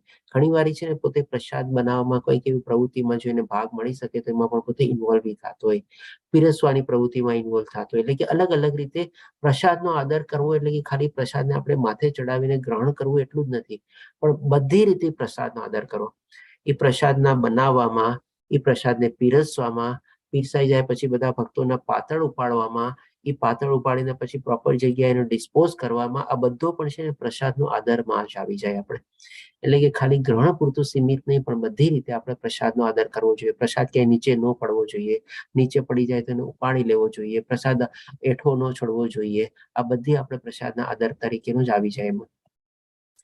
પછી એવી જ રીતે ચરણામૃત પીવું. પદ્મ પુરાણમાં કહેવાયું છે કે જે માણસ ક્યારેય દાન આપી શક્યો નથી, જેણે ક્યારેય યજ્ઞ કર્યા નથી, જેણે વેદ ધ્યાન કર્યું નથી, જેણે ક્યારેય ભગવાનની પૂજા કરી નથી, અથવા જેણે ક્યારેય સત્કર્મ કર્યું નથી, તે જો, એટલે કે આ બધું ચીજ ન કર્યું હોય તો એનું ઓલ્ટરનેટિવ શું, ઓપ્શન શું?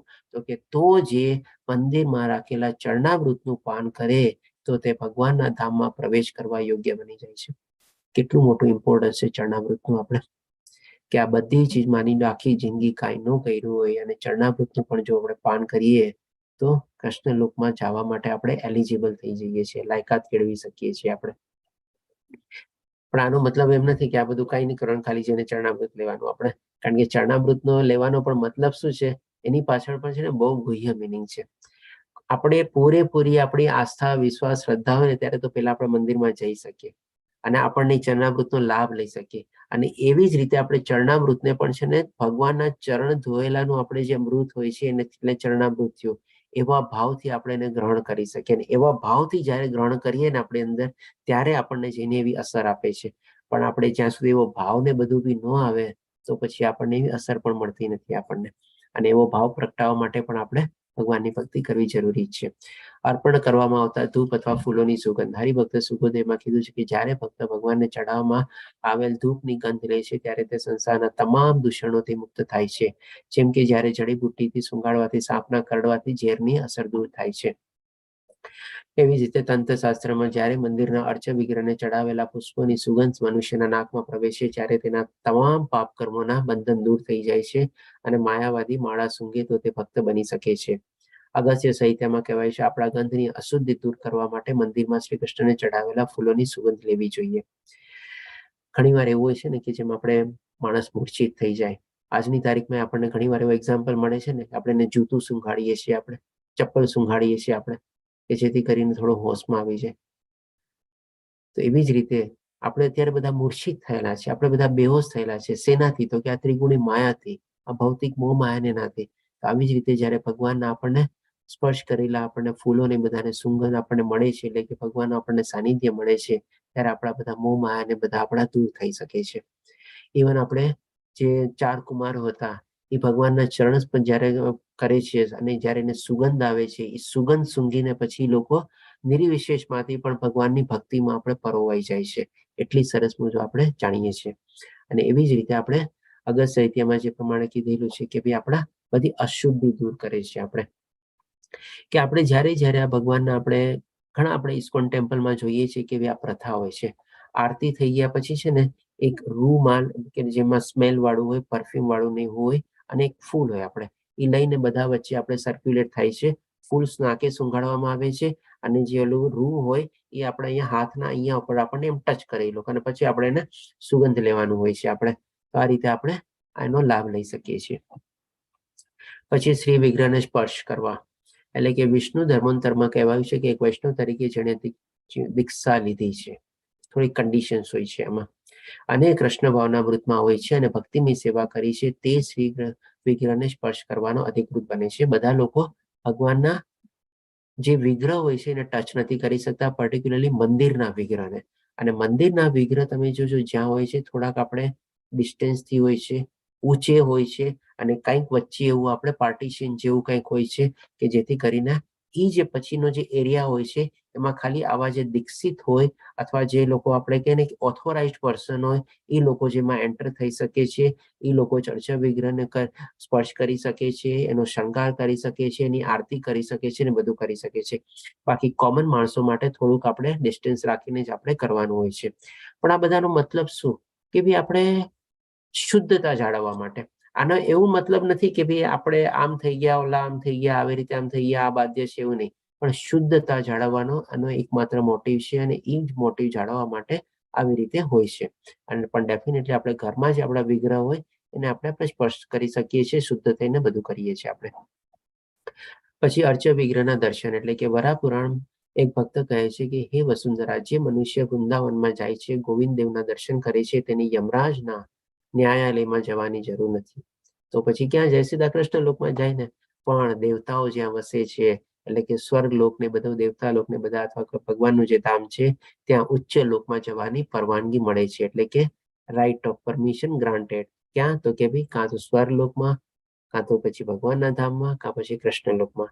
આ બધી જગ્યાએ આપણને પરવાનગી મળી જાય છે જો આપણે ભગવાન વૃંદાવન અથવા એવા તીર્થ સ્થળોએ જઈએ અને ભગવાનના દર્શન ને બધું કરીએ તો. પછી આવે છે કે ભગવાનની આરતી અને ઉત્સવોનું આયોજન. સ્કંદ પુરાણમાં આરતી થાય છે ત્યારે ભગવાનના મુખારવિંદનું દર્શન કરવાથી મનુષ્યના સહસ્ત્ર કોટી વર્ષોના સંચિત પાપ દૂર થઈ જાય છે. તેને બ્રહ્મ હત્યા જેવા મહાપાપની પણ ક્ષમા પ્રાપ્ત થાય છે. નોર્મલી શું હોય છે, આપણે જયારે ભગવાનના અર્ચ્ય વિગ્રહના દર્શન કરીએ છીએ ત્યારે ચરણથી આપણે કરીએ છીએ, આસ્તે આસ્તે આપણે ઉપર જઈએ છીએ, ભગવાનના મુખારવિંદ સુધી પહોંચીએ છીએ. પણ નોર્મલી જયારે આરતી થતી હોય ત્યારે આપણે થોડું ઘણું આપણે ભગવાનના છે ને મુખારવિંદ સાથે, અને મુખારવિંદની પણ સાથે આપણે બને ત્યાં સુધી આપણે આઈ કોન્ટેક્ટ મેળવવાની છે ને આપણે કોશિશ કરવી જોઈએ. ભગવાનની આંખમાં આંખ પરોવીને આપણે આવા ભગવાનના દર્શન કરવા જોઈએ, તો એ આપણને બહુ સારું રહે છે. તો એના માટે બી કહેવાયેલું છે કે મહાપાપની પણ ક્ષમા પ્રાપ્ત થાય છે, એટલે કે બધા આપણા પાપો બી ધોવાઈ જાય છે. જન્માષ્ટમી, રામનવમી, યથયાત્રા, વૈષ્ણવોના જન્મદિવસ, ઝૂલન યાત્રા, દોલ યાત્રા વગેરે ઉત્સવોનું આયોજન, આ બધી ચીજ આપણે ઓલરેડી ડિસ્કસ કરી દીધેલી છે. ભવિષ્ય પુરાણ, આવા અવસર સમયે જો ચાંડાળ પણ રથમાં બિરાજેલા ભગવાનને કુતૂહલ દર્શન કરે તો તેની ગણતરી વિશ્વના પાર્ષદ તરીકે થઈ જાય છે. કેટલો મોટો બેનિફિટ છે. આપણે અગ્નિ પુરાણમાં વર્ણવાયેલું છે કે જે મનુષ્ય પ્રસન્ન થઈને મંદિરમાં ભગવાનની પૂજાના દર્શન કરે છે તેને પંચરાત્રમાં વર્ણવ્યા પ્રમાણે ક્રિયાયોગનું ફળ મળે છે. ક્રિયાયોગનું ફળ મળે એટલે કે શેનું ફળ મળવું? તો કે જે ભગવાનની સાધના ભક્તિમાં, અથવા જે કહી શકીએ થોડા ઘણા અંશે જે આપણે અષ્ટાંગ યોગ જે ભગવાને આપણને સમજાવ્યો છે ને એના સાથે આનો સંદર્ભ છે, આપણે કે રિલેશન છે આપણને, કે એમાં પણ એ લોકોને થોડું સારું ફળ મળી શકે છે જે લોકો ભગવાનની મંદિરમાં જઈને ભગવાનના દર્શન ને બધું કરે છે. એને થોડું ડિટેલમાં આના ઉપર વાંચવું હોય આપણે તો ડેફિનેટલી આપણી પાસે બધા પાસે ભક્તિ રસાવના સિંધુ પુસ્તક છે જ, કે ભાઈ આ ક્રિયા યોગનું ફળ મળવાનું ડેફિનેશન અથવા કેવી રીતે છે અને કેવી રીતે અષ્ટાંગ યોગમાં એને મદદરૂપ થાય છે અને કેવું ફળ મળે છે એ આપ એમાં ડિટેલમાં વાંચી શકો છો. પણ આપણે થોડુંક એને સાઈડમાં રાખીએ છીએ કારણ કે આપણે જાણી ગયા છીએ કે અષ્ટાંગ યોગ આપણા માટે એટલું આજની તારીખમાં આપણે પ્રેક્ટિકલ છે જ નહીં, અને આપણને ઓલ્ટરનેટિવ બહુ સરસ ઉત્તમ ઓલ્ટરનેટિવ મળી ગયું છે જે કળિયુગમાં એકમાત્ર છે કે ભગવાનનો જપ કરવાનો. હરે કૃષ્ણ કૃષ્ણ કૃષ્ણ હરે હરે, હરે રામ રામ રામ હરે હરે. હવે આપણે 10મો અધ્યાય લઈશું. 10મો અધ્યાય નાનો જ છે, આપણે ફટાફટ લઈ લઈશું, મારે ખાલી થઈ જશે. ટાઈમ છે કે પછી સ્કીપ કરવો છે? શું કહો છો આ બધા? પ્રભુજી 8:30 બ્રિજ કોર્સ છે. ટાઈમ છે પ્રભુજી. ઓકે, કયો તો શું કરવું? એઝ યુઝ્યુઅલ હરે કૃષ્ણ પ્રભુજી, લઈ લો. એમ કરતા પછી પાછળ વધશે બધું. હા, આમાં વધારે સ્લાઇડ છે નહીં, 10મો અધ્યાય નાનો જ છે. આપણે 2 કે 3 પોઈન્ટ એટલે કે 43માં, એટલે કે સાંભળવું અથવા શ્રવણ કરવું. ગરુડ પુરાણમાં શ્રવણનું મહત્વ સુંદર રીતે વર્ણવવામાં આવ્યું છે. ભૌતિક જગતમાં બધા જીવની દશા સર્પદંશ એટલે કે સાપનો ડંખ વળેલો હોય ને એના જેવું, કે તે બેભાન થયેલા મનુષ્ય જેવી છે. આનું કારણ એ છે કે આ બેભાન અવસ્થાનું નિવારણ મંત્રના ઉચ્ચારણ થી લઈ શકે છે આપણે. એટલે કે અહીંયા સાંભળવાનું મહત્વના સંદર્ભમાં આપણે બધા પુરાવાની લઈએ છીએ. જેમ આપણે આગળ જાણ્યું ને, આપણે બધા મોહિત છીએ અને આપણે બધાથી આપણે મૂર્છાવસ્થામાં છીએ. શેનાથી મૂર્છાવસ્થામાં? તો કે ત્રિગુણી માયાથી. તો અહીંયા ત્રિગુણી માયા રૂપે આપણને એક સાપનો ડંખ લાગેલો છે અને એનાથી આપણે ઓર મોહિત થયેલા છીએ આપણે. તો એમાં પણ આપણે નામ શ્રવણ જો કરીએ તો એ જ આપણને એમાંથી મુક્તિ મેળવવાનો રસ્તો છે. અને લીલા ચરિત્ર શ્રવણ એટલે કે ભગવાનની લીલાઓનું શ્રવણ કરવાનું. એટલે કે ઈ શ્રીમદ ભાગવતમમાં કીધેલું છે. લીલા શ્રવણનું મહત્વ વર્ણવતા સુખદેવ ગોસ્વામી પરીક્ષિત મહારાજને કહે છે, જો કોઈ માણસ ભગવાનની દિવ્ય લીલાની કથા આતુરતાથી સાંભળે તો તેને દુનિયાના ભૂખ, તરસ, ભય, શોક અને માયામોહથી મુક્તિ મળી જાય છે. એટલે કે ભગવાનની લીલા બધી આપણે જાણીએ છીએ. ગોવર્ધન લીલા છે, હમણાં આપણે દિવાળી પછી દામોદર લીલા ને બધી આવશે. આ બધી જે ભગવાનની જે લીલાઓ છે ને, બધા ઉપર બી ઘણા બધા મોટા મોટા કથનો છે, કથાઓ છે, પ્રવચનો બધા હોય છે. આપણે એ બધા પણ જો સાંભળીએ આપણને તો ભૂખ તરસ એટલે કે ભૂખ તરસ એટલે કે એવું નહીં કે ભૌતિક દુનિયાની આપણને ભૂખ તરસ મટી જશે, પણ ભગવાનની જ માટેની જે આપણી ભૂખ તરસ છે આપણી, એ ભય, શોક એટલે કે ભૌતિક દુનિયાના ભય, શોક બધા આપણા દૂર થશે અને માયામોહથી આપણને મુક્તિ મળશે. જેમ યુવાની જોમ અને નશો આપે છે, તેમ ફક્ત સાંભળવાના નશામાં આધ્યાત્મિક શક્તિ આપે છે. યુવાન માણસમાં કેટલી શક્તિ હોય, હું આમ કરી લઈશ, એમ કરી લઈશ, ઓલું થઈ જશે, આમ થઈ જશે, કેટલું બધું એનામાં આમ કે ને કે ભાઈ ઉત્તેજના હોય આપણે, અને કે ને કે ભાઈ ઓલું આપણે ટેલેન્ટ હોય, એનામાં શક્તિ હોય, બધું હોય આપણે. તો એવી જ રીતે જયારે આપણને આ બધું સાંભળીએ છીએ ને, આપણામાં પણ છે ને એવી શક્તિ સંચારિત થઈ જાય છે. આપણને એમ થાય છે કે હા, આટલી સરસ ભગવાનની લીલા, મારે પણ આમ કરવું જોઈએ, એમ કરવું જોઈએ. આપણે પણ ભગવાનની ભક્તિમાં પ્રવૃત્ત થતા આપણે આગળ વધીએ છીએ. આપણામાં અંદર એક શક્તિનું સંચારણ થાય છે, આપણે કહી શકીએ.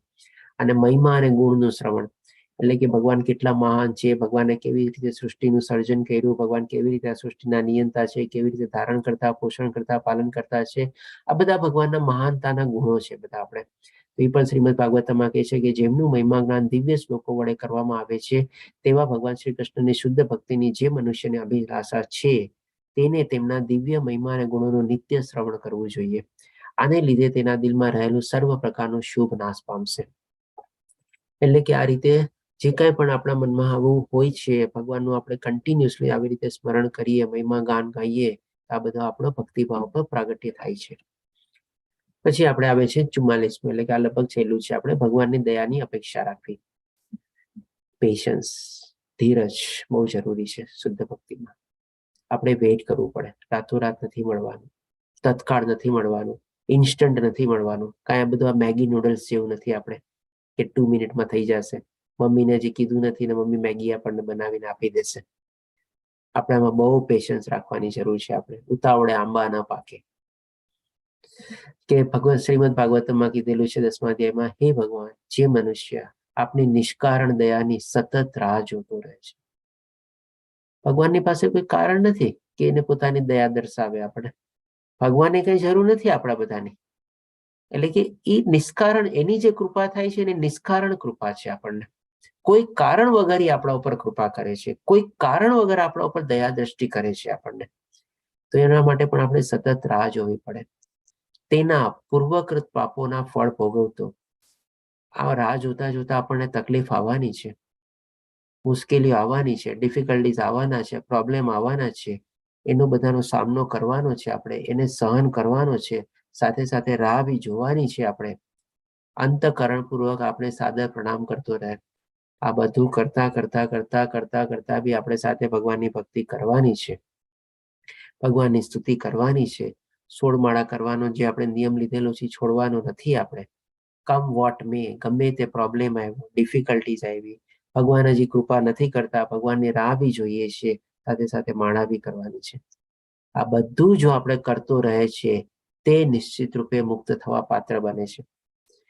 હવે એવું નહીં સમજવાનું કે આપણે રાહ જોતા આપણે અહીંયા ખાલી બેઠેલા છીએ, આપણે નિષ્ક્રિય છીએ, આપણે તકલીફો ભોગવીએ છીએ, ભગવાનની ભક્તિ બી કરીએ છીએ, આપણે એક ડગલું બી આગળ નથી વધતા, એવો ભાવ નથી આપણનો.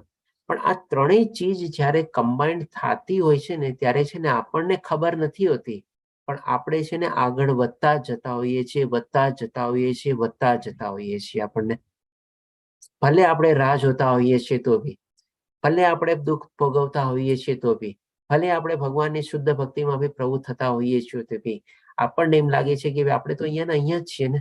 નથી એવું.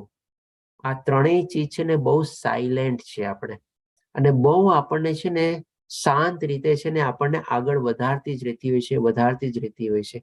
જેમ કીડી હોય છે ને, તમે જોજો એક કીડીને એક ઝાડ ઉપર ક્યારેક ચાલતી હોય, તમે ખાલી વોચ કરજો, 5 મિનિટ 10 મિનિટ પછી તમે આંખ બંધ કરી દો અને પછી તમે જોજો તો એ કીડી તમને જોજો કેટલી ઉપર ચડેલી દેખાશે.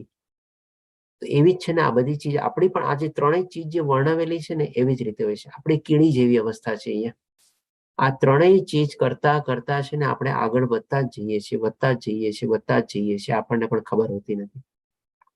ઘણા લોકો તમને જોજો કે ભાઈ કહેશે કે ભાઈ તું તો આટલા વર્ષથી ભક્તિ કરસ, આમ કરસ, તેમ કરસ, તને તકલીફ કેમ આવી, તને પ્રોબ્લેમ કેમ આવ્યા, તું તો ત્યાંનું લાઈફમાં ત્યાંનું ત્યાં જ છો, કાંઈ આગળ વધ્યું નથી, તે કાંઈ કર્યું નથી, મેં તું તારી જગ્યા મારી જો, મેં ક્યાં પહોંચી ગયો, મેં આટલું બધું બનાવી લીધું, આમ કરી લીધું, તેમ કરી લીધું.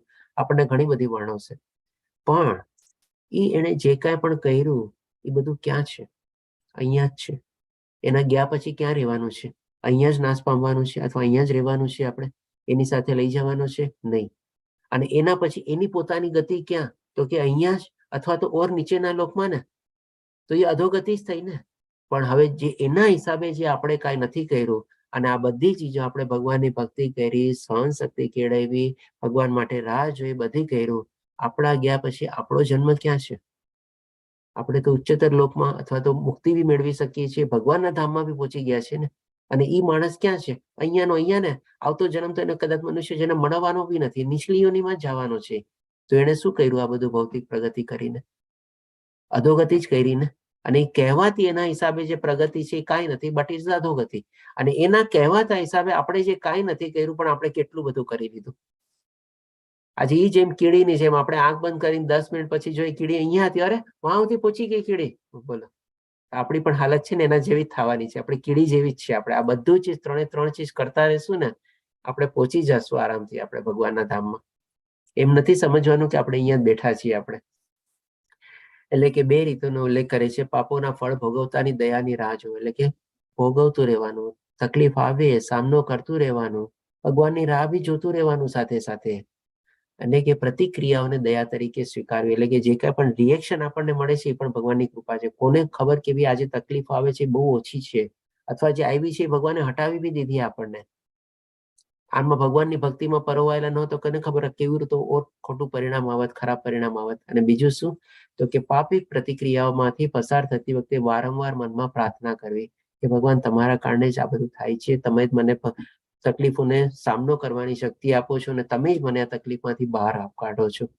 બસ ભગવાન મને આવી જ રીતે તમારી ભક્તિની પ્રાર્થના કરતો રહું છું કે મારી સામે જે કાંઈ પણ થાય બધું આવી રીતે બધું વયું જાય. અને દુઃખ અને સાધના ભક્તિમાં અવસરમાં પરિવર્તિત કરી શકાય છે. એટલે કે આવી રીતે જે કાંઈ પણ તકલીફ ને બધું આવે છે એના દ્વારા આપણે આપણી ભક્તિમાં છે ને ઓર સરસ રીતે આપણે ઊંડા ઉતરી શકીએ છીએ કે ભગવાન જો આટલી મોટી તમે મને તકલીફ આપી, તમે મને એમાંથી પાર પાડી, તો હવે મારી ડ્યુટી ઓર થાય છે દાસત્વ તરીકે મારે તમારી ભક્તિ ઓર સારી રીતે કરવી. જો ભગવાને આપણને આ બધી તકલીફોમાંથી દૂર પાડ્યા, આપણને હટાવ્યા, તો આપણી હવે ડ્યુટી બની જાય છે કે ઓર સારી રીતે ભક્તિ કરવી. બસ. એટલે કે આ બંને ચીજને આપણે આપણા મોટિવેશન તરીકે બી લઈ શકીએ છીએ અને આગળ વધવા માટે પ્રેરણા તરીકે બી આપણે યુઝ કરી શકીએ છીએ. બંને રીતે આપણને ફાયદો જ કરવાની છે, ક્યાંય નુકસાન કરવાની નથી આપણને. હવે છેલ્લું લઈ લઈએ, સ્મરણ લઈ લઈએ, પછી હીર માતાજીનું એન્ડ્રેસ છે, આપણે પ્રશ્ન લઈ લઈશું.